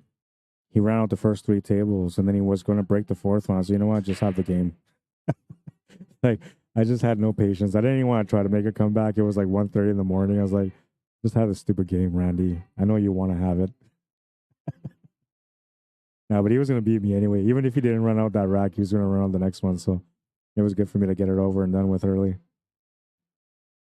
But I'm telling you, like, the reason I'm sharing the experience is because it's tough, really tough mentally for a player to, you know, be able to shake things off and to be able to play well. And when you're playing against an opponent like Randy, it makes it that much tougher, man.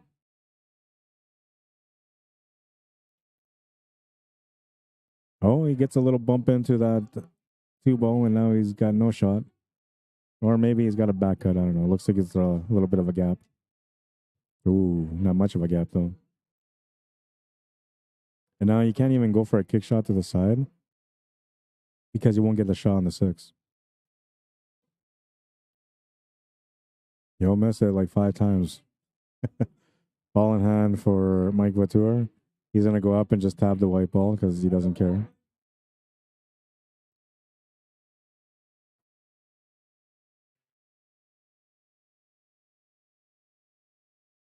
You almost tied up the 6. You're making it too hard. Why? Oh, from here? No, you can't just block it with something. I got a curtain. I got a black curtain. You should have just told me, bro. I would have put it up for you. I told him from the beginning that I didn't want to play over here, so I wouldn't. Oh, yeah, man. You know what? Starting next Sunday when I come out, I'll just hang up the curtain on there. No, the glare is bad. Yeah, I know.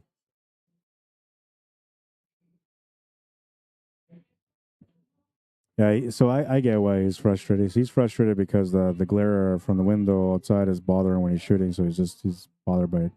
He didn't want to play on this table. Jay Legrand, how you doing?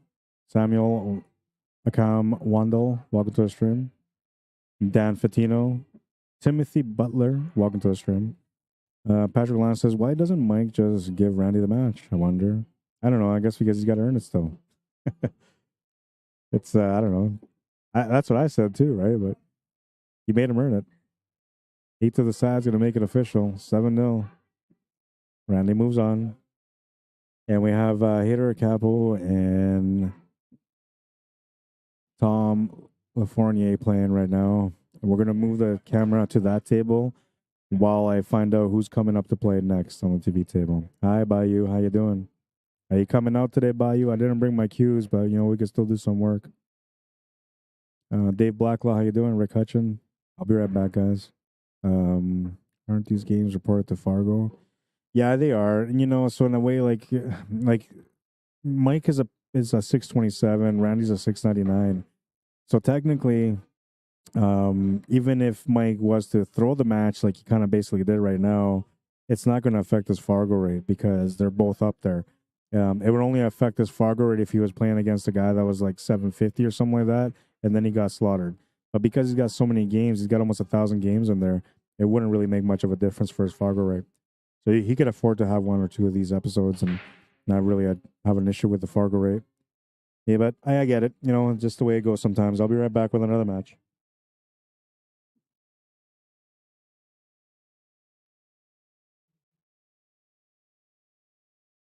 I'll put up their names on the scoreboard so at least you guys know who's playing.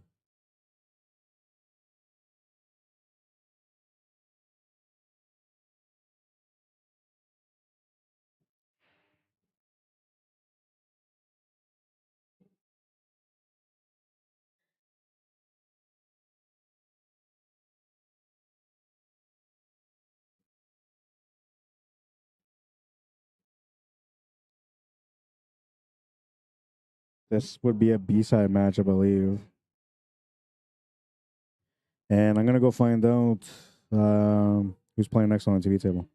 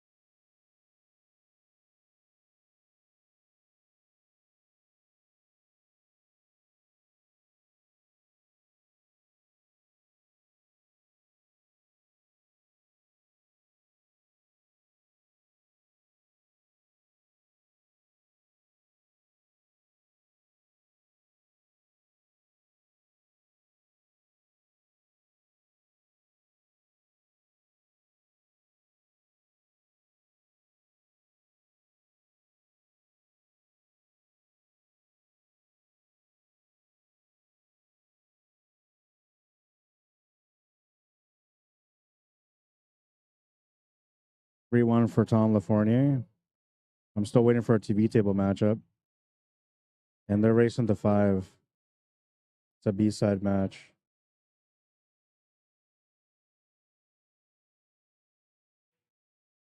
All right, the scoreboard has been updated for you guys, and I'm gonna go see about who's gonna be coming up next because I didn't get a chance to talk to them about who's playing on the TV table next. All I know is that there's no matches on the TV table at the moment.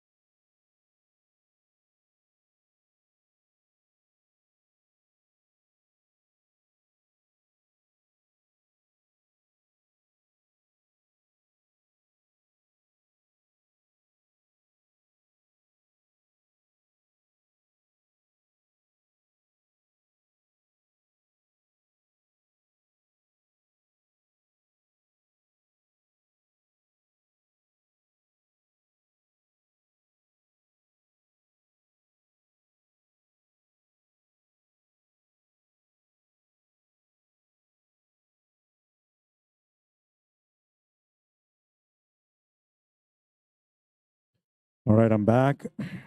Federer Gore says that's disgraceful behavior. It's one of those things about pool that I find like it kind of, well, not kind of, it actually hurts our sport overall. Um, not that like not that thousands or millions of people are tuning in to watch this specific stream, but it's about the process of what continues afterwards. From that one person acting up, more people start doing the same thing. More of them feel like it's okay and it's acceptable, and then it's harder for companies to be able to get the sponsors that they're looking for because we don't have a clean presentation for our sport. The professional world has done pretty good about it, but even in professional sport or professional level in pool, you still see some of that. I'm thinking right now, like one of the most recent scenarios that I can think of was Mika Eminem and Jeffrey DeLuna, right? Where we see some of that stuff, and that was televised too, so that hurt us a little bit. Even though everybody kind of brushed it off afterwards, because pool players understand. Players understand that there's a lot of emotions involved in pool. The great ones find a way to break free from that emotion, and they just play. But everybody else, they have no choice but to deal with those emotions, and it becomes a struggle sometimes at the table. And what you do when you're feeling those emotions, uh, for the most part, predictable, but sometimes very unpredictable. You just don't know how much you're going to steam, and that affects the image of pool overall, right? But what can you do in situations like that? I mean, as a tournament organizer, okay, say, you know what, you can't play in the tournament no more because you're behaving unsportsmanlike. It's pool, it's been like this for years, so it doesn't make sense to do something like that. But the point I'm getting at is that this is the reason why the pool world is the way it is and why we can't get a little bit further. I mean, it's not like these things don't happen in the NFL and the NHL and the NBA. We hear lots of drama all the time, right? There's always, whatever, some sort of court case opened up against some sort of professional player. So it's not like it doesn't happen in every other sport. But our sport, unlike all those other sports, has been looked at in a dark shadow, right? Because of the gambling years, the hustling years. It's got a dark shadow casted over top of it, and so everything that we do is 10 times worse than any other sport because people just look at us and say, "Yeah, that's the reason it's still the same kind of game. That's why it doesn't grow." So we are hurting our industry by behaving that way. But I get it. There's a lot of emotion in there when you're playing, and it's hard to control those emotions. Kathy Secrets, how you doing? Patrick Land, thank you for sharing the challenge bracket. Mike Delgado and Hanyu are still playing. Hanyu's on the hill, and Mike is still at the table right now. I think Mike has got his back against the wall. It's 5-2 in their matchup. Too bad I couldn't get those guys to switch over and play their match on this TV table. Patrick Lance says, if I'm feeling frustrated, I will just give my opponent a handshake and the match. Yeah, and that looks a little better, right? I mean, because then, like, the translation of it is, it's not that serious of an offense. It's not that big of a deal, right? Oh, what happened? Why is he shaking hands with him? Oh, he just gave him the match. Well, I wonder why he gave him the match. That's all everybody thinks, right? That's the end of it. But when you come up to the table and you're scrapping the ball and you're scrapping the table, and it's the translation is the body language that comes across makes it look a lot worse than it actually could have been. All you have to do is just say, you know what, I don't want to play. You can have the match. I'll go to the B side. I need some time for myself. That's it. Shake hands, and then my job as a streamer would be like, hey, I'm not sure what happened, but it looks like Mike gave him the game. He's not feeling it right now, something like that, right? And now everything gets kind of band-aid over. It's no big deal. Nobody cares about what happened. But the way things are right now, like the way this happened just now on the stream, it makes everybody kind of think about it and talk about it. It's the dark side of pool. It's no longer gambling. It's the emotional side that's hurting us a little bit. I'll be right back. I got to find out what the score is. I know it's 3-2 right now, but it might be 3-3.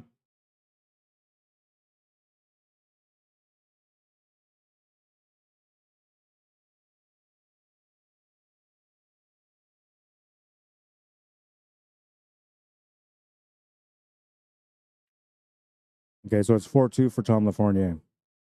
He's on the hill, and he just made a ball off the break, make a couple balls off the break. You'll have a chance to close out the match now.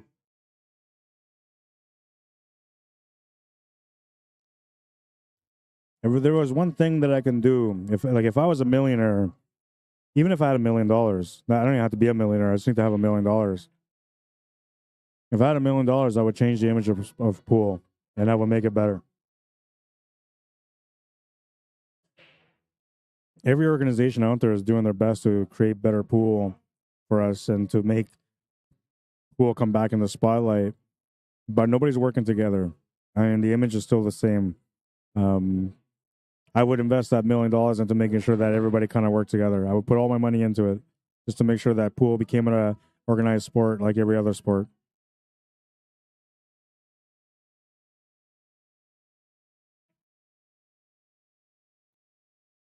I mean, could you imagine just being a pool player, being drafted to play on a team for Team USA or Team Canada, and then you make, a couple of $1 million just to go play?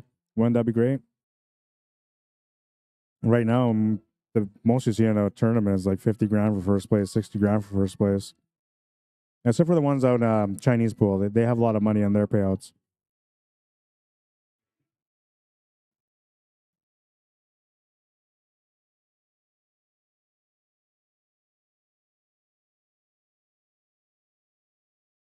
Brian Davis, how you doing? Lisa Van Dam, welcome to the stream.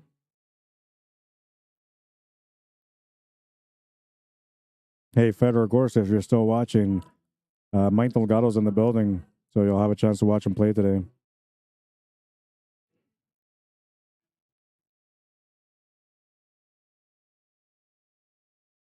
I'm trying to convince Mike to go out to play in the Philippine Matchroom tournament.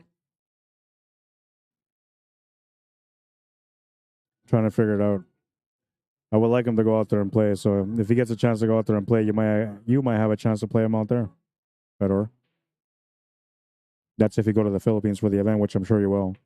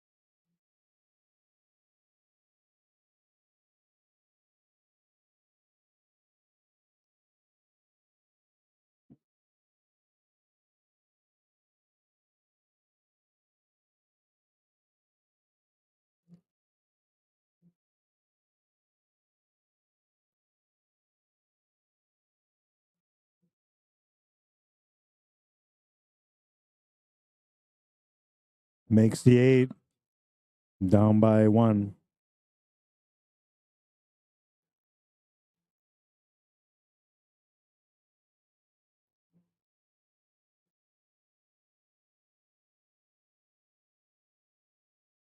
Breaking to tie up the match and take it to the last game.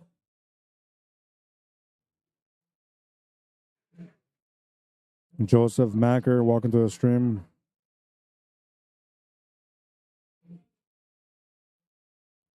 What's up, Matt? How you doing, man?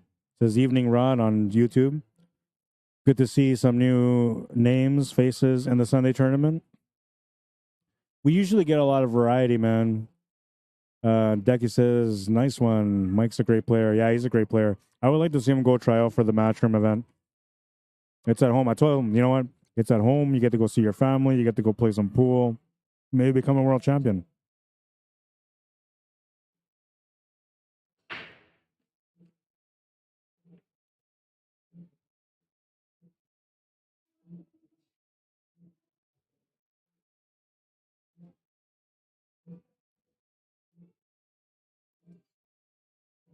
Yeah, it's been quiet for the last couple of Sundays, but I think a lot of that had to do with the fact that I was going out of town. I was working out of town a lot, so I wasn't here to stream.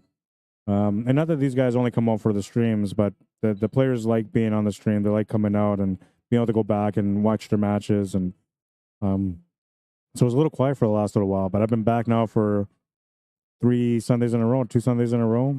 So now everybody knows that I'm back.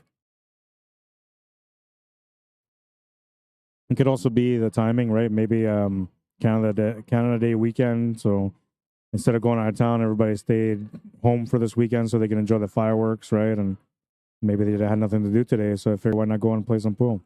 Whatever the case, though, 20 players in the building today, so we got a lot of action and a lot of great players in the building. Also, it's going to be an interesting final, I think. You guys are going to be in for a treat tonight.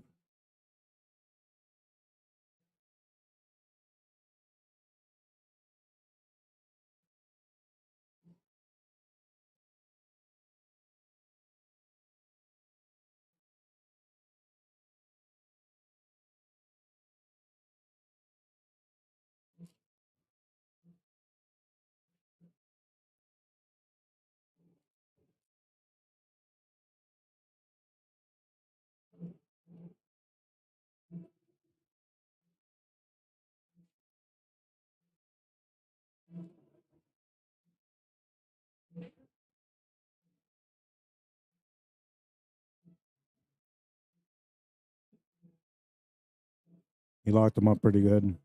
He should be able to hit a ball still, though. Hit the wrong one, though.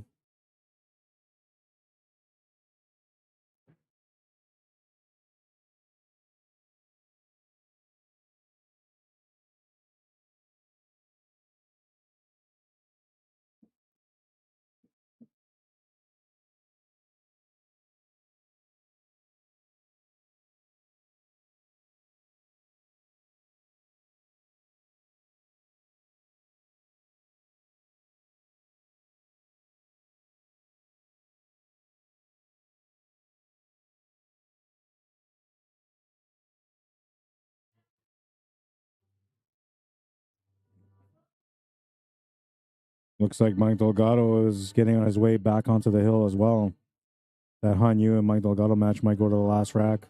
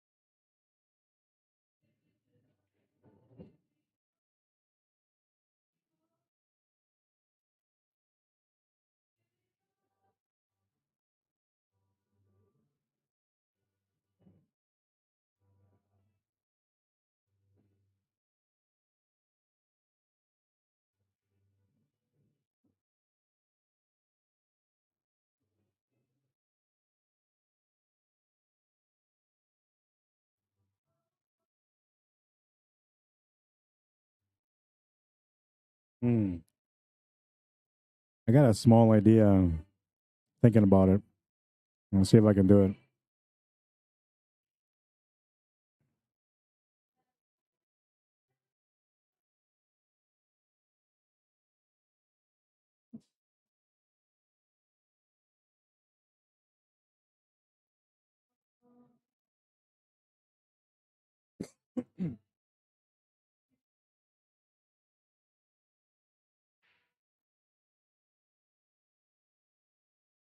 You love me too.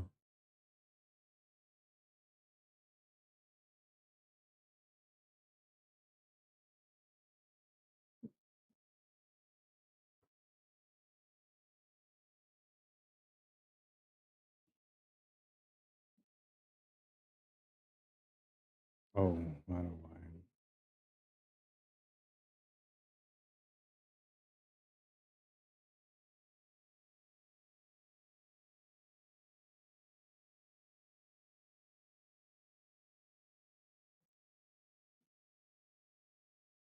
Just trying to do something here real quick. It's never really real quick, but in my mind, it's real quick.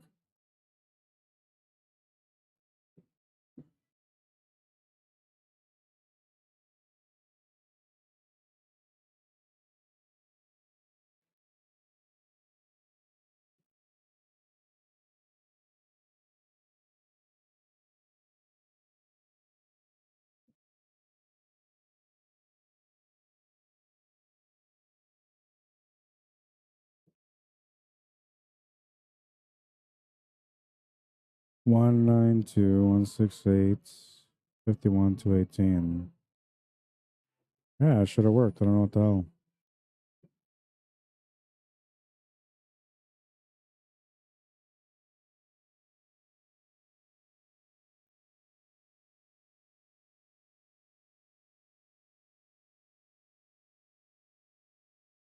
I think I know why I can't do it.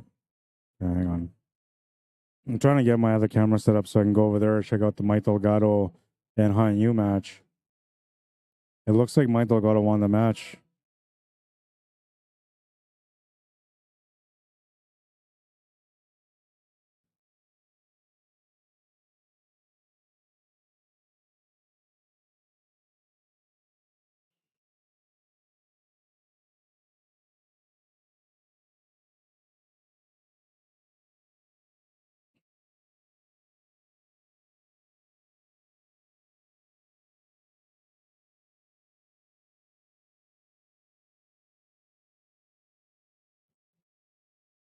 Yeah, Mike Delgado won that match 7-4.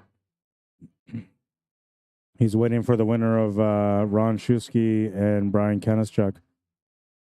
They're still playing. And it looks like Hader tied up the match here. We're at 4-all. Taking it to the final rack, and Tom LaFornia will be raking in that rack.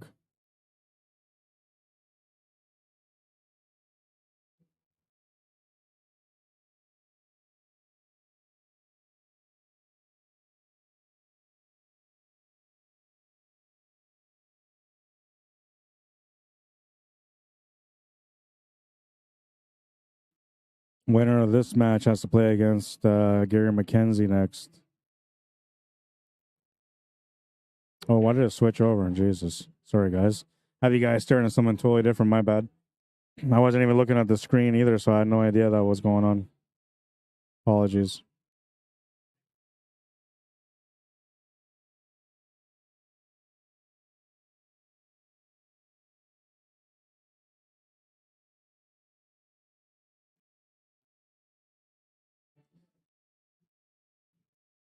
Maddie says, how were the Canada Day celebrations in Winnipeg last night, Ron? Some good fireworks? Yeah, it wasn't too bad. We usually, like, everybody goes to what's, they call it the Forks Market or whatever, the Forks. It's one of our big, I don't know, gathering areas for this kind of stuff. They have usually concerts and fireworks, the whole works going on over there. So usually we used to go there all the time. And one of the biggest problems though is the parking, right? Like you can get there, you can park no problem, and you go to the fireworks and the concert no problem. But then when it's time to leave, it is hectic. You're stuck in there, you can't move, you're waiting for hours to get out. So we stopped going there. And fortunately for me and my family, we have our community where we live in our area of Winnipeg. They have fireworks every year there also, and they've been doing more fireworks, bigger fireworks every year as it's gone on. They've improved better and better. And so we go there to watch the fireworks, and they do a pretty good show. It's about a half-hour fireworks show, so it wasn't too bad. And my little guy, he's now 8 months old. Happy 8 months, Che, by the way. My little guy Che, it was his first time checking out fireworks. So at first he's looking up and he's like, wow, and he's just looking up, and then suddenly I was like, he got spooked, and then he would be like looking at it again, and then he'd be spooked, and then he'd be looking at it again. Then he stared at it for a long time. Then he just kind of said, whatever, it's fireworks. He just let it be. But last night, he kept waking up a couple of different times, and I think it's because he was having little nightmares, and not used to seeing the fireworks, first of all, the big explosion sounds too, right? I think it kind of played a number on him. So my little guy had a tough time sleeping last night. He got out of position there. Didn't get what he wanted. But they were okay, man. They weren't too bad. I enjoyed the time with my family. Anyway, I've been on rest for the last few days. I came out on Thursday to work, and I came out today to work. Other than that, I've been at home resting and trying to give my back a break so I can heal. How was your How was your fireworks? How was your Canada Day, Matt? Do you guys have a lot of fireworks and big things like that going on in Calgary? Oh wait, you're not from Calgary. You're from Saskatchewan. You're from Saskatchewan, right, Matt?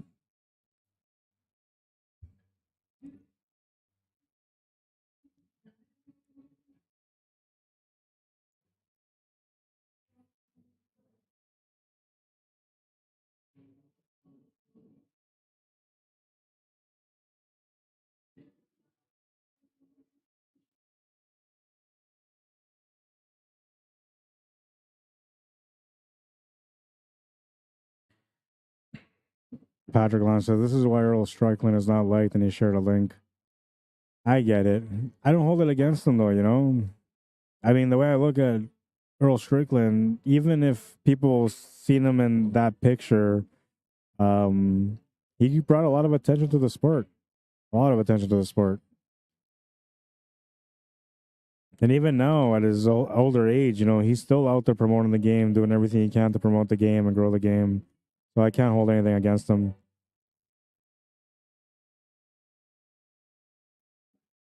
They have the thing up there, but I'll mark it for you.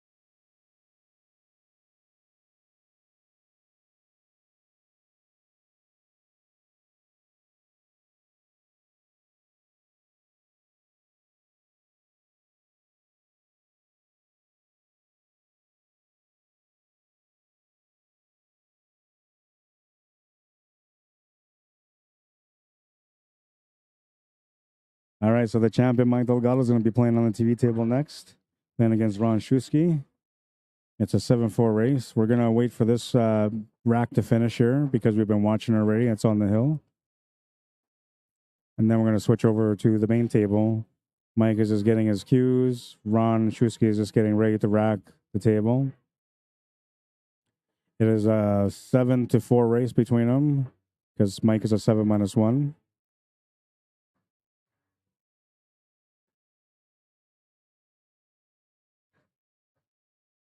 Missed the 5 ball altogether, but he got lucky and hit the one.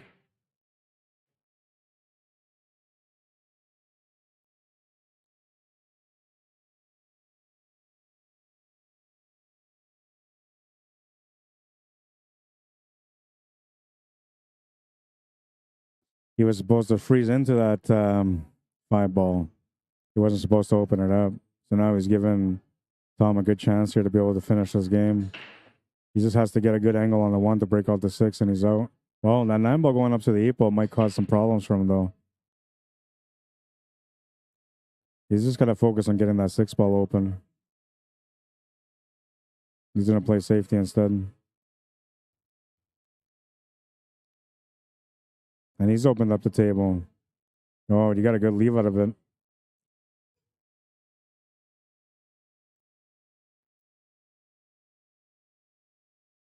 Mark Aguilar, how you doing? Bob Wolf, welcome to the stream.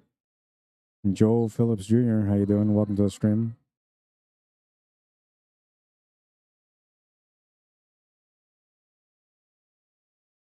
All in with the bank. Oh, he's playing safe.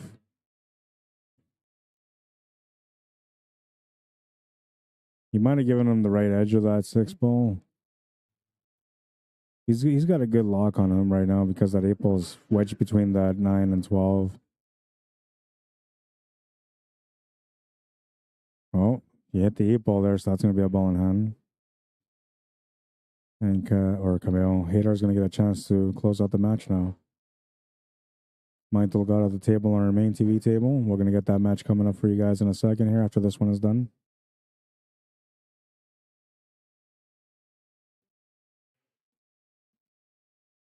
He's got an interesting table here, too. It's not quite over until he figures out this 12-9 and then how to get over for that 15 ball. Yeah, this isn't a bad idea. I like this. Because now he can set up for the 15 ball. The 9 ball will be the escape shot. If he doesn't get good position on the 11. Needs to get away from that rail, though. Doesn't want to be straight. So this is a problem. Now he's got to compensate because he's straight, which means he's got to force the shot a little bit, making it missable.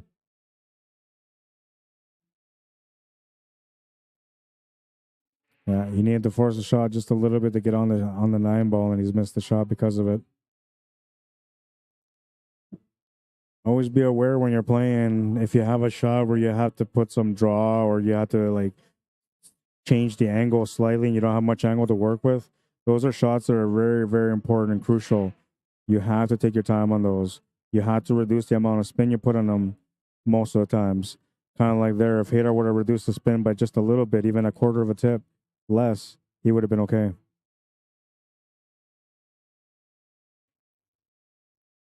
And Tom will get a chance to close out the match instead. He's got the 8 ball to the side pocket for the win.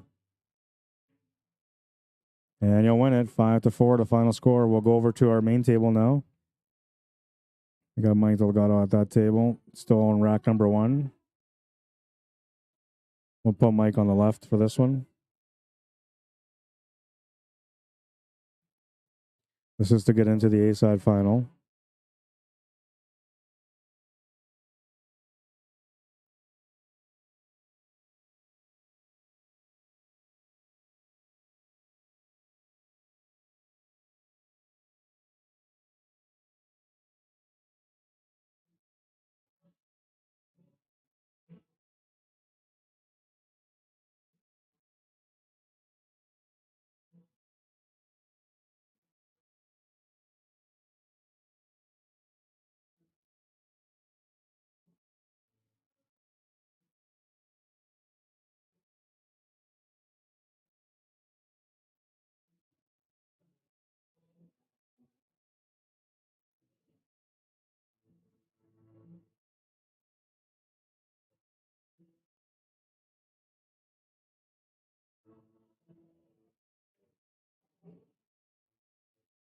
Oh, just missed it.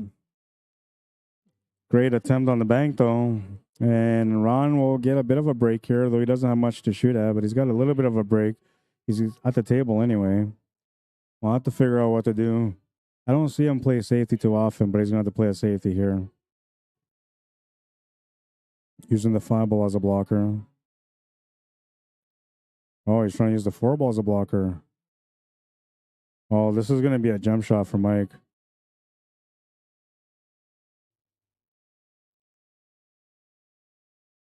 It's so close to the pocket that all he's got to do here is just make sure he gets over the 1 and then have a straight line to the 8. He should be good. Still a bit of a challenge on the shot, though. I mean, you got to execute the jump, but he should be all right to make it.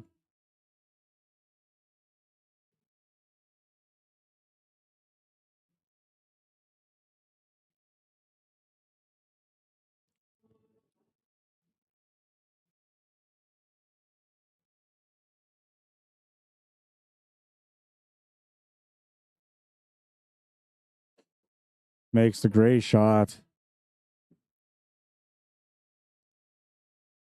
takes the lead in the match 1-0. That was a nice jump. Not highlight of the day, but a beautiful execution nonetheless.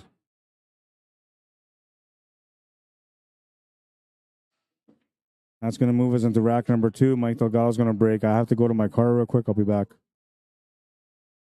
Hopefully they're not done with the rack by the time I come back.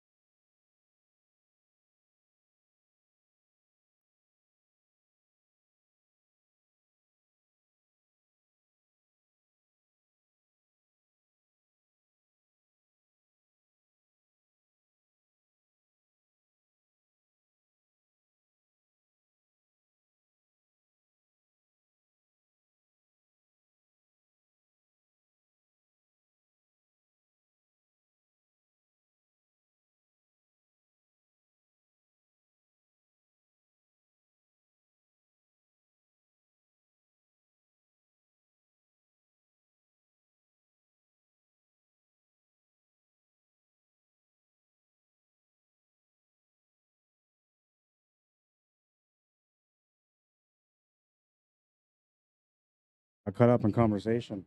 Anytime I walk away from my station, I get caught up in a conversation, and then I don't know how not to get caught up in a conversation because I love to talk, right? So my apologies for that. It's 2-0. Being very Canadian today, apologizing to everyone about everything.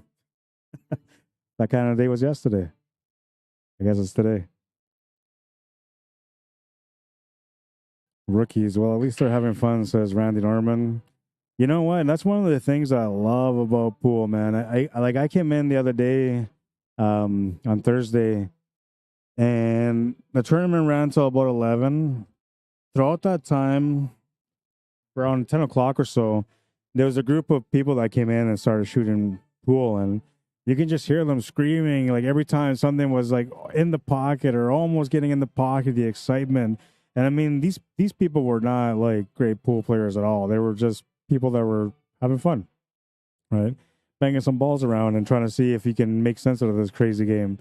But they were having such a great time, and it was infectious. You know, like for me, when I watch people and they're enjoying the moment like that, I know that that's the passion trying to connect to them. But a lot of times people don't understand that, right? Because they just say, oh, it's just pool, it's just a game. They don't see that the game is trying its best to like reach out to them, right? For them to have those wonderful moments that makes you want to go back and play again. But I see all that stuff, and I can watch all these guys playing, and they're doing shots and trick shots, and the girls were screaming every time they made a shot with excitement, and the guys were like, you know, feeling the pride whenever they were making their shots too, and it was beautiful to watch. I mean, pool is just a beautiful game altogether. To me, it doesn't matter which two players are playing the game; it's just a beautiful game. Got around that pretty good. It's gonna have to open up this 15 ball though. It's got the angle to break it out open now, but the only thing is that that 5 ball is going to go towards that 7 ball, which might end up maybe pushing something towards that 10 ball. So I decided not to break it out instead. He's going to leave it as is, and now he's going to break it out gently. I'm surprised he didn't take that 13 ball out of the way to open up that table a little bit more. He's really trying to focus on getting that 15 ball out, and he came up short on it. So now he's got the shot on the 10, and he still needs to figure out something for this 15 ball. Making the 10 to the side, shaping up for the 11 on the other side with an angle to go up for the 15 will do it. And he came up short from that too.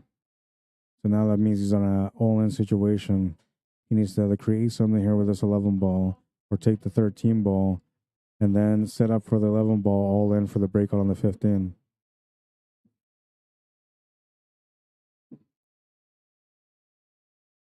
Is he trying to break it out with the 11? He's got a little bit of angle to work with. Oh, that worked out.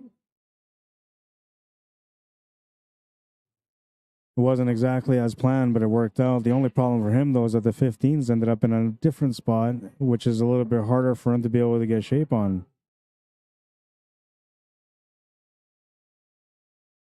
And I don't mean to get on the 15 ball. He can do that, no problem. But to get the shape to make the 15 ball in a pocket, that's going to be challenging. It might leave him in a position where he feels like he has to run into that 3 ball to open up that 15.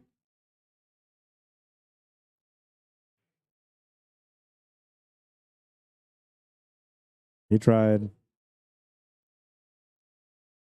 You're waiting for the winner of this match, eh? Kind of nice to get a bye at the semifinal. Like, automatically guaranteed second from quarterfinals.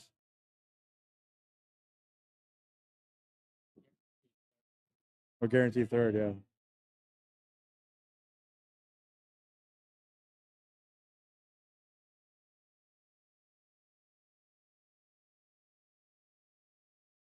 They are, man.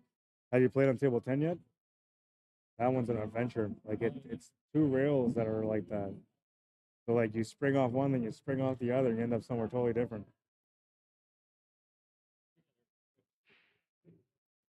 Yeah.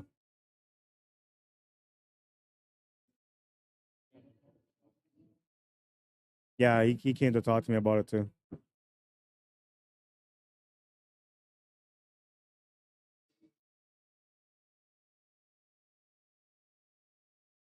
Your watch just started.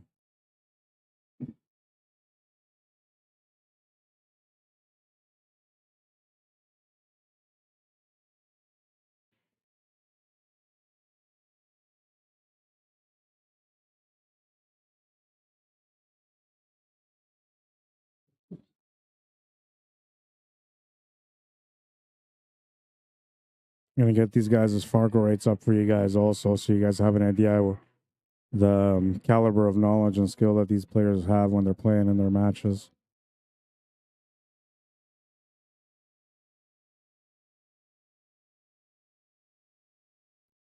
Oh, and I lost my YouTube chat. When did I lose that?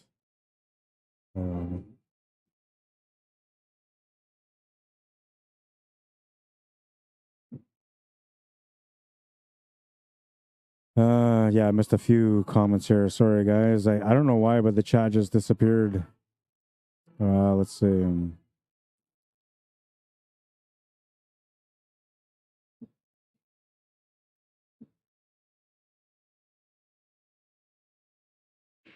Now my mouse is acting up.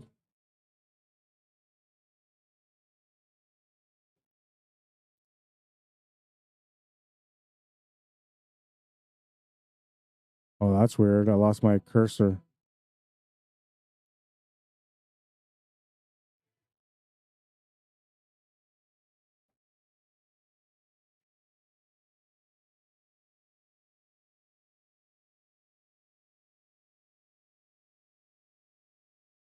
Yeah, that's weird. I lost my cursor. I got to figure out how to get it back.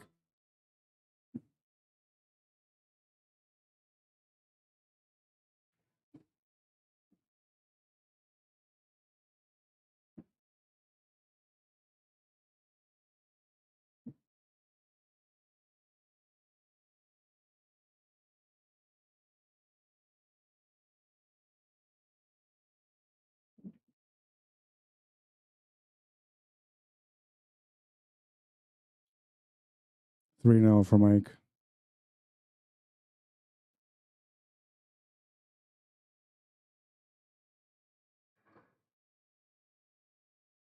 I can't see anything up here.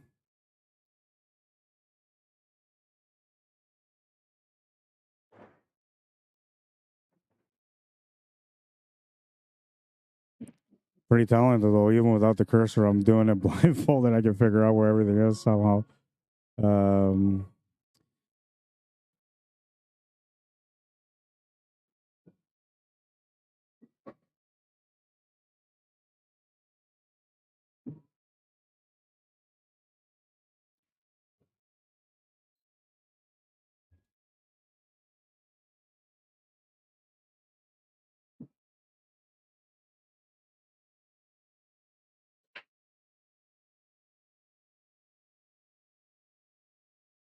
Yeah, I can't find it.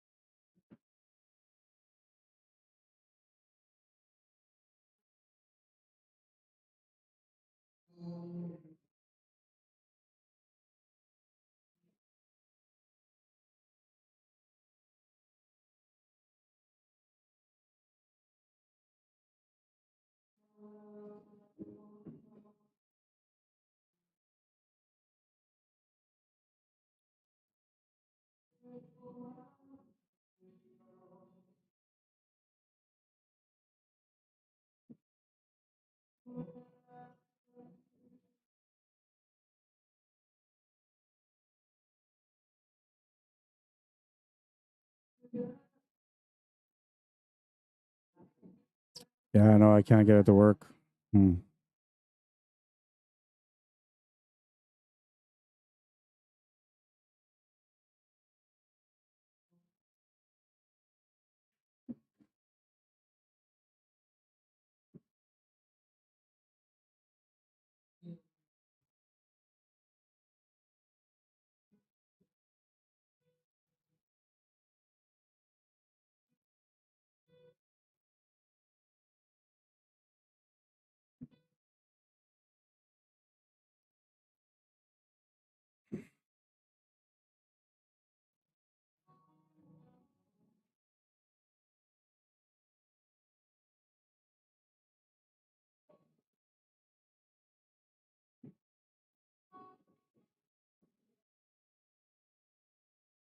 And now I see it again. Good. That was stressful, man. I don't know what happened, but I just lost the cursor. Now it's back. But that's the reason why a lot of things weren't working for me at the moment. All right, so now I'm going to go back to see what I missed here for the comments. Oh, yeah, I missed a lot of it. Manitoba says, yeah, Melville, Saskatchewan, that's where he's from. Canada was good. Wife and I spent the day on the golf course and then watched fireworks later. On fireworks exceeded my expectations for a little Saskatchewan town of 5,000. That's awesome, man. I'm glad you enjoyed it.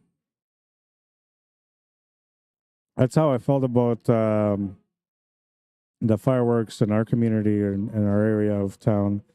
For considering that it was just part of Winnipeg, not the main event in Winnipeg. It felt like it was the main event in Winnipeg. They did a really good job with the fireworks there. Decky says, nice shot, Mike Delgado. Spanner Austin says, hi from Ireland. Thanks for the stream. You're welcome. Decky says, hey, Spanner. Spanner says, hey, Decky. What part of the Green Isle you from? I think I asked you before. Co-Tipperary. You guys are having a conversation on your own. Okay, so that's good. Stephen Valley, how you doing? Says, thanks for streaming. Look forward to watching every Sunday. Thank you for tuning in and watching every Sunday, man. We've had some quiet tournaments for the last couple of Sundays, but this one's got a good number, 20 people, lots of great competition, and we'll see maybe next week we'll get even more players out. Good times so far, though, in the tournament. Not so much for Ron, who's breaking right now in rack number 5. He's looking to get on the board here.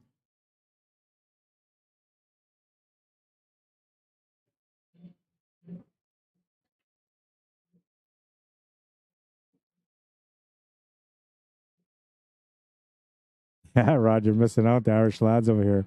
I know, I always see you guys having your conversations, man. I'm here, though. I can see it now.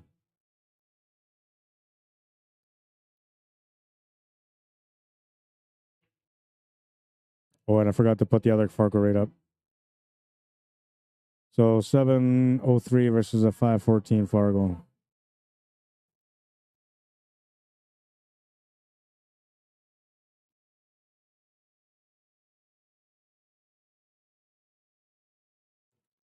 Overran the cue ball a little bit.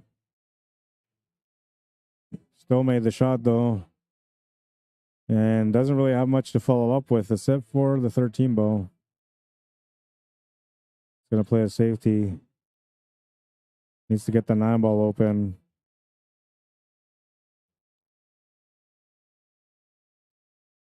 So Ron Shuski will come up to the table.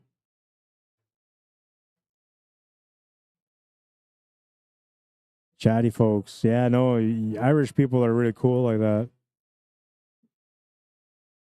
I'd never met an Irish person, Irish man or woman, that didn't enjoy having a conversation. Most of the times with a beer.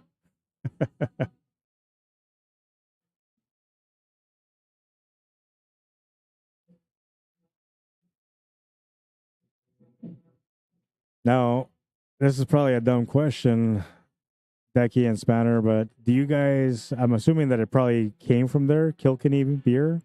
You guys know Kilkenny beer? What is your opinion on it?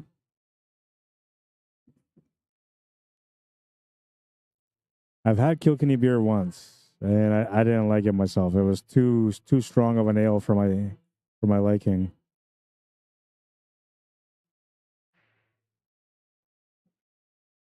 And I had it at the Irish Pavilion because we have what's called Folklorama every year.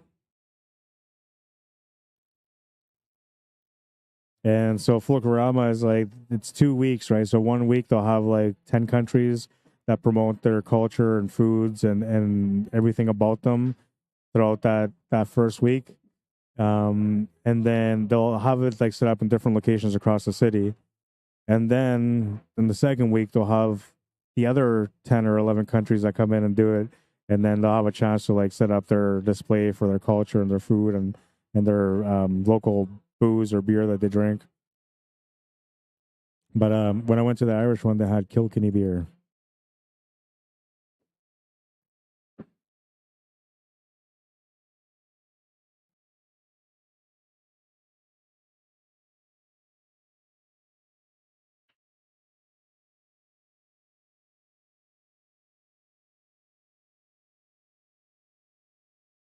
Oh, he'll come up short on that. Came up okay on the leave, though. Didn't give away too much here. I mean, Mike will still be able to play a safety. You'll have a couple of different options also, but you can't really run away with the rack on this one.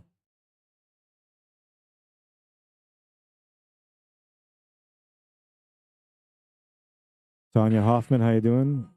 Scott Wenger, welcome to the stream. Surf Tum, welcome to the stream. Mr. Rubs Gutierrez, how you doing? Welcome.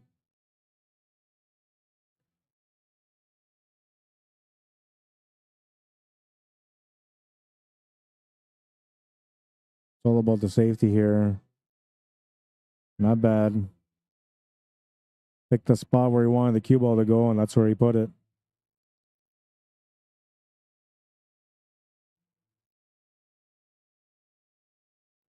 Gopi Krishna, welcome to the stream. Oh, and he just missed that 4 ball to the corner. He had the shot on the 6 ball also. Might go get a chance to take another game lead here, sitting comfortably with a 4-game lead at the moment. Winner of this has to play against Randy Bagot in the A-side final. And that's going to be a great showdown for an A-side final.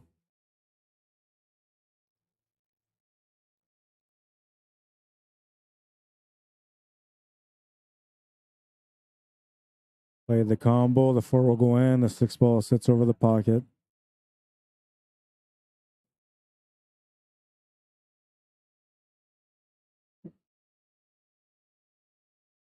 You'll have the cut on the side. He's not too happy about it. Taking a little walk to take a look. Kilkenny beer, yeah. You like it, yeah? I couldn't find it. I don't know. I couldn't find it, the taste that everybody talks about. But I'm not a coffee guy, right? So, like, I don't know. To me, it tastes a lot like coffee. So he's on the board, 4-1. A little bit of breathing room now. He can relax somewhat. Still under pressure playing against Mike Delgado, though. But you have a little bit of breathing room. You're on the board anyway. We'll make it official here. A-side semifinals.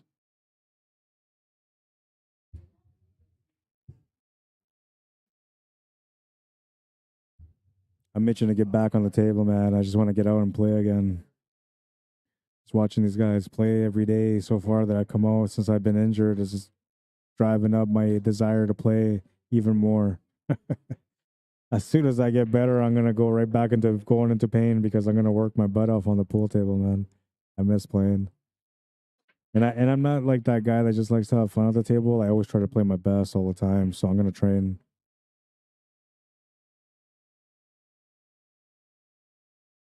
A dry break and an opportunity here for Ron Shusky. Racing to 4, needs to win 3 more games. Mike Delgado is racing to 7. He needs to win 3 more games.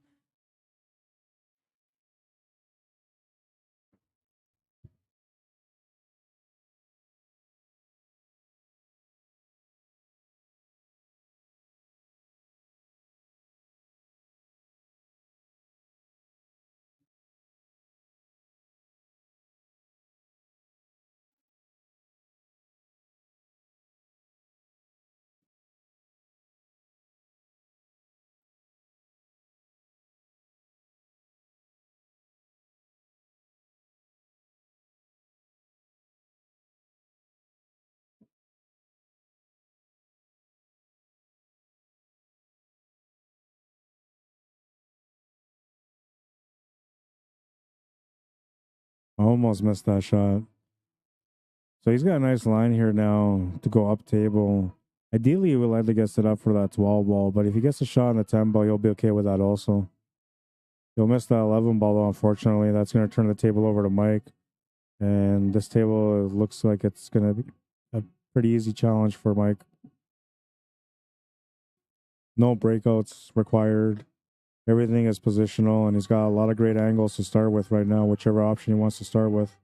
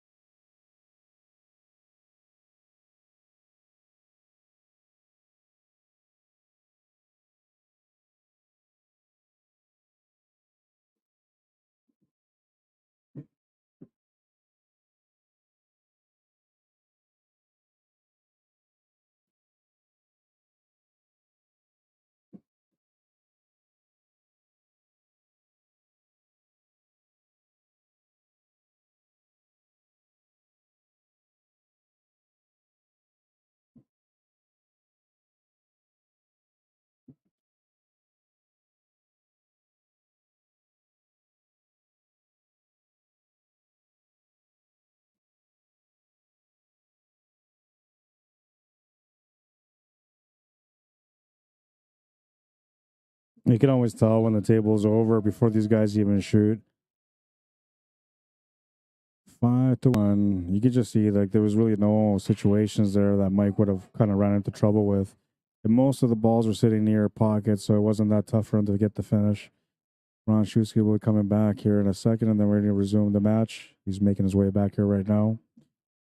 Told Mike to go ahead and shoot while he went to the bathroom.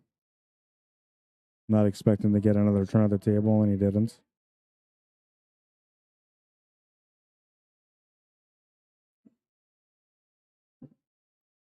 So a lot of times too, for pool players, one of the biggest challenges is for them to be able to get over the other player's stature. And I say this respectfully to the players that are out there that go through this. Don't do it. You know, they're not as good as they seem all the time. Yes, they're good. Yes, they win a lot of tournaments, but they also make mistakes like everybody else does. So whenever you fight against somebody on the table, not necessarily fight, but play against somebody on a table that you feel is a superior player, it doesn't necessarily mean that you're not going to be able to win. It just means that you have to be a little bit more precautious when you're playing against them. Pay more attention to the details and make sure that you're in stroke when you're shooting the shots, not, shoot fast or have any body movement. It means you have to bear down on your fundamentals and just work out the troubles of the table with a little bit more patience. But I've seen time and time again when there's a player that's supposed to dominate a match that eventually they end up losing control of the table. They get frustrated and then they don't end up winning. It happens to everyone. So if you're out there playing against players thinking, well, I'd never beat this guy because everybody else says that he's the best, don't worry about it. Just try your best. Maybe you'll be that guy that beats him or that girl that beats him.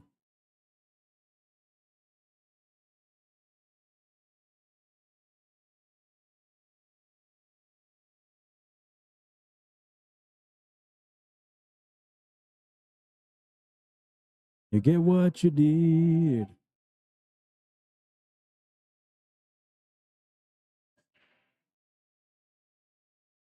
Mike will have a chance to get on the hill now.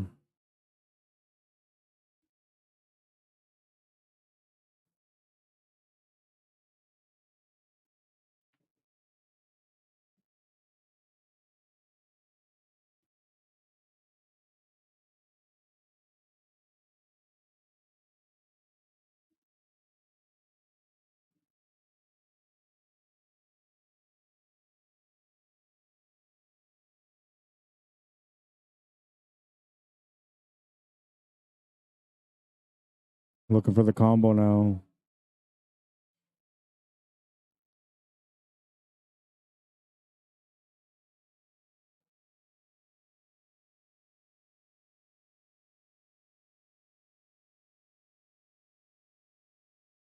What you want.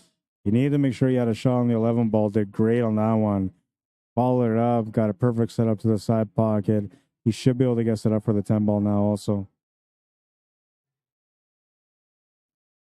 Very good shot. If he's got the 10 ball, he'd rather take it right now, though, or the 9. Playing the combination instead. Slightly overran the 9 ball, but he should still be able to make it.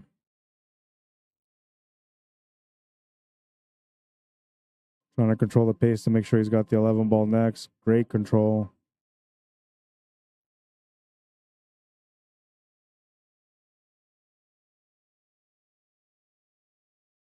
Just the 8 ball remaining to get on the hill.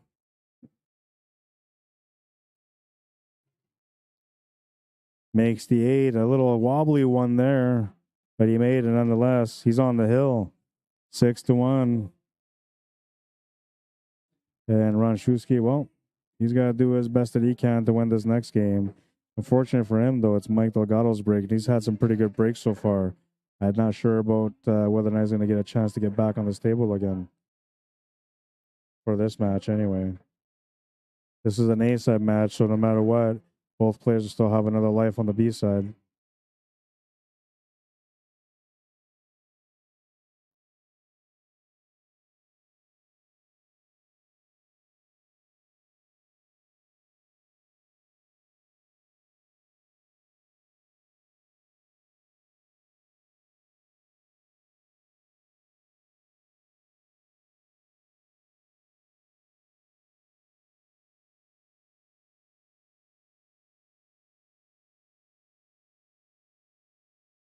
Here we go. Rack number 8.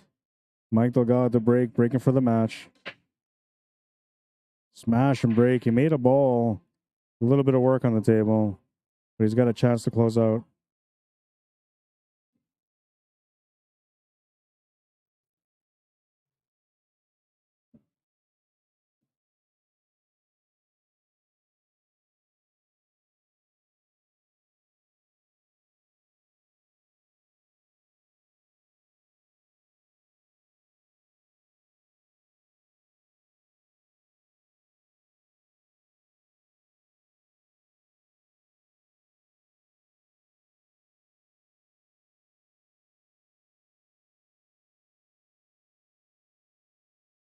Looks like he's looking at a low ball. It's all about getting position on the one. He's going to miss the opening shot. That's going to turn the table over to Ron, who's going to have a chance to get on the board now. Needs 3 wins to be able to win the match. 2 more to take it to the hill. This one here is a precious one for him. He's on a do or die no matter what, but this one can help him a little bit just by winning it. He'll miss that shot, though, and turn the table over to Mike. And Mike will get another chance here to close out. This time around, he'll have different options, though, and it looks like the stripes is the way he's going to have to go.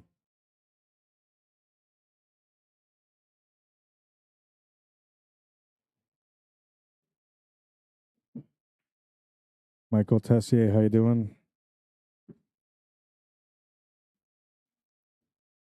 Greg Wilson, what's up, man? Mohammed Hayam, sorry. Mohammed Hayam, welcome to the stream.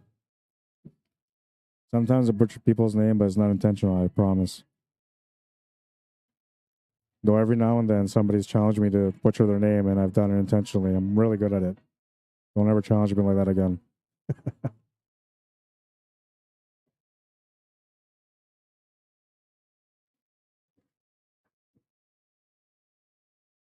He's got the 14, but he might be better off not to take it right now. Though I guess, it's not too bad. He can set up for the 15 from it. And you want to get on the 15 here. You could set up for the 9 ball and then set up for the 15, but the 15 is the way he should be setting up. And he just wants to kind of hold position right there to make that 13 ball after. It's just a stop shot. Maybe a little bit of a drop, not too much. Yeah, there you go. So now he's got the 13. He should be able to play off the 2 rails to get below that 9. He can also set up for the 9 in the right side middle pocket. But I'm thinking he's setting up for the top left corner here.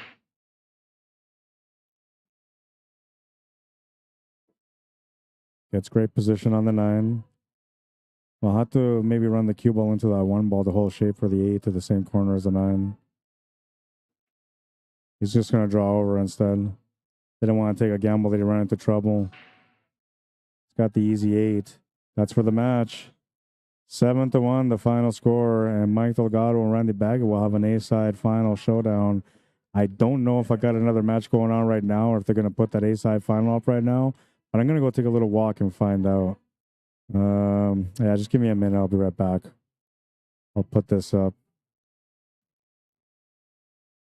If you guys are looking to come check out the hangar, we're located at 121 Scurfield Blvd. If you want to give them a call and maybe you got a party in mind or you got a big gathering coming up and you want to, set your own private area, give them a shout, 204-560-2929. They would love to take care of you guys. They cater to all events, whatever it is you're looking for. If you want to have a tournament here with your staff and company, you could do that too. Whatever it is you're looking for, they'll help you guys out. And we're located at 121 Scurfield Boulevard. I'll just repeat that once again. Yeah, I'll be right back. I'm going to find out what the next match is.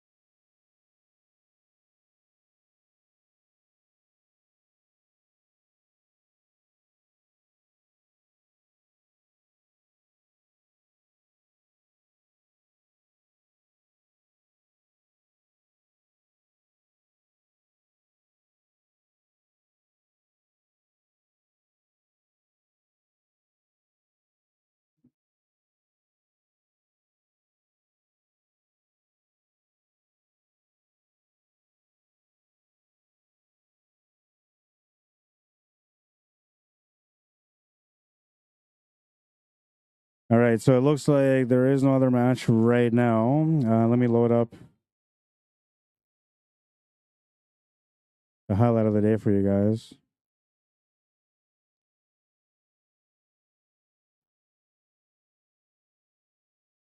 We are going to come back. When I come back, it'll be the A-side final, B-side semifinal, and the B-side final in the championship match.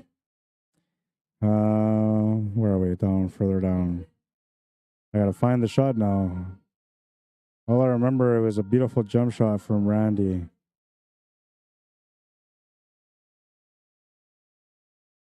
Wasn't that one? I think it was this one.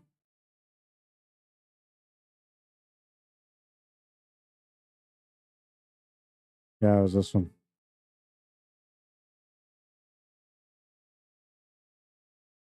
All right, so this is the highlight of the day so far today.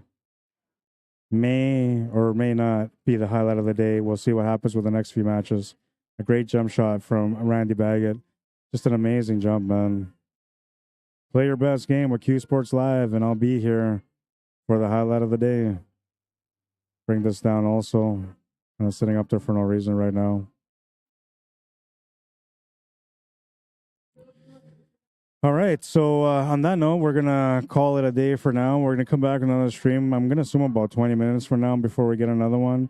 If you guys haven't gone to Jam Up yet to check out some of the gear they got, go check out jamupapparel.com. I'm showing you guys some of the hats here. Some of the ladies' gear for the ladies out there. Sharp looking apparel, man, I'm telling you. Jam Up Apparel is top notch. That's the Allison Fisher line right there. Also comes in blue and pink. And if you're a fan of Fedor Gorst has his own line of clothing as well in Jam Up. Beautiful gear, long sleeve, short sleeve. That's my favorite one there, the red one. Comes in a long sleeve too, you can see it here.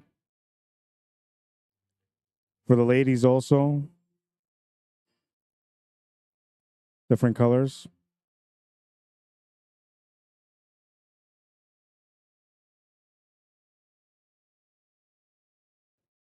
Check out that stuff and more at jamupapparel.com. And if you find anything there that you're looking for, you have any questions about it, you can message me, Rod Arriagada, at rod@jamupapparel.com. Let me know how it is I can help you. I'll do my best to help you guys out. And, oh yes, my YouTube channel. Never forget about that. If you guys haven't gone over to my YouTube channel yet to subscribe, maybe you guys can go over there and help support me. I'm trying to get to 1,000 subscribers, and I can only do it with the help of the viewers. So if you guys want to help me out, I'd appreciate it a lot. Rod Arriagada /CSL Manitoba is how you find me on YouTube. You can also find the link posted on the post. It's there. So just follow the link. You'll find me. And the pool wisdom. The more you sweat in practice, the less you'll bleed in battle. Get to those tables to become the champion within. I'm telling you, it's only a matter of time before you get there. You just have to go there and try. Try every day. Put in an hour or two a day. Work on the specifics. Be consistent on it. You know, those times when you're stubborn and you don't want to play no more because you're fed up. Instead of being stubborn like that, be stubborn on the practice table and don't give up. Try your best to get better. Become the champion within. And when you are, I'll be right there waiting for you guys for the highlight of the day. I hope you guys enjoy the stream so far. We are going to have more action coming up in about 20 minutes, and it's going to be lots of great action. The last of the A side final coming up, the B side semifinal, quarterfinal, and final coming up, and then the championship match. Lots of good action coming your way. Don't go too far, but you got a little bit of time. My name is Rod Arriagada. If you guys want to add me or follow me on Facebook, you can. If you want to message me to come out to your town and cover an event for you, message me at cslmanitoba@gmail.com. Any support financially that you guys want to do, you can do it through PayPal or e-transfer at the same email, cslmanitoba@gmail.com. And if this is your first time checking us out on Facebook, make sure you guys follow and like our Facebook page. Then you'll get notified every time that we go live. I believe Ben's got a tournament coming up as of next week or a couple weeks from now also. So it'll be going live soon. And of course, I go live once a week. That's going to be it for now, though. And we will be back with another stream shortly. Don't go too far, but you got enough time to go grab a bite to eat, have a smoke, check on your kids. You haven't checked up on them in a while. You've been watching pool all day. I'll see you guys in a little bit. Cheers.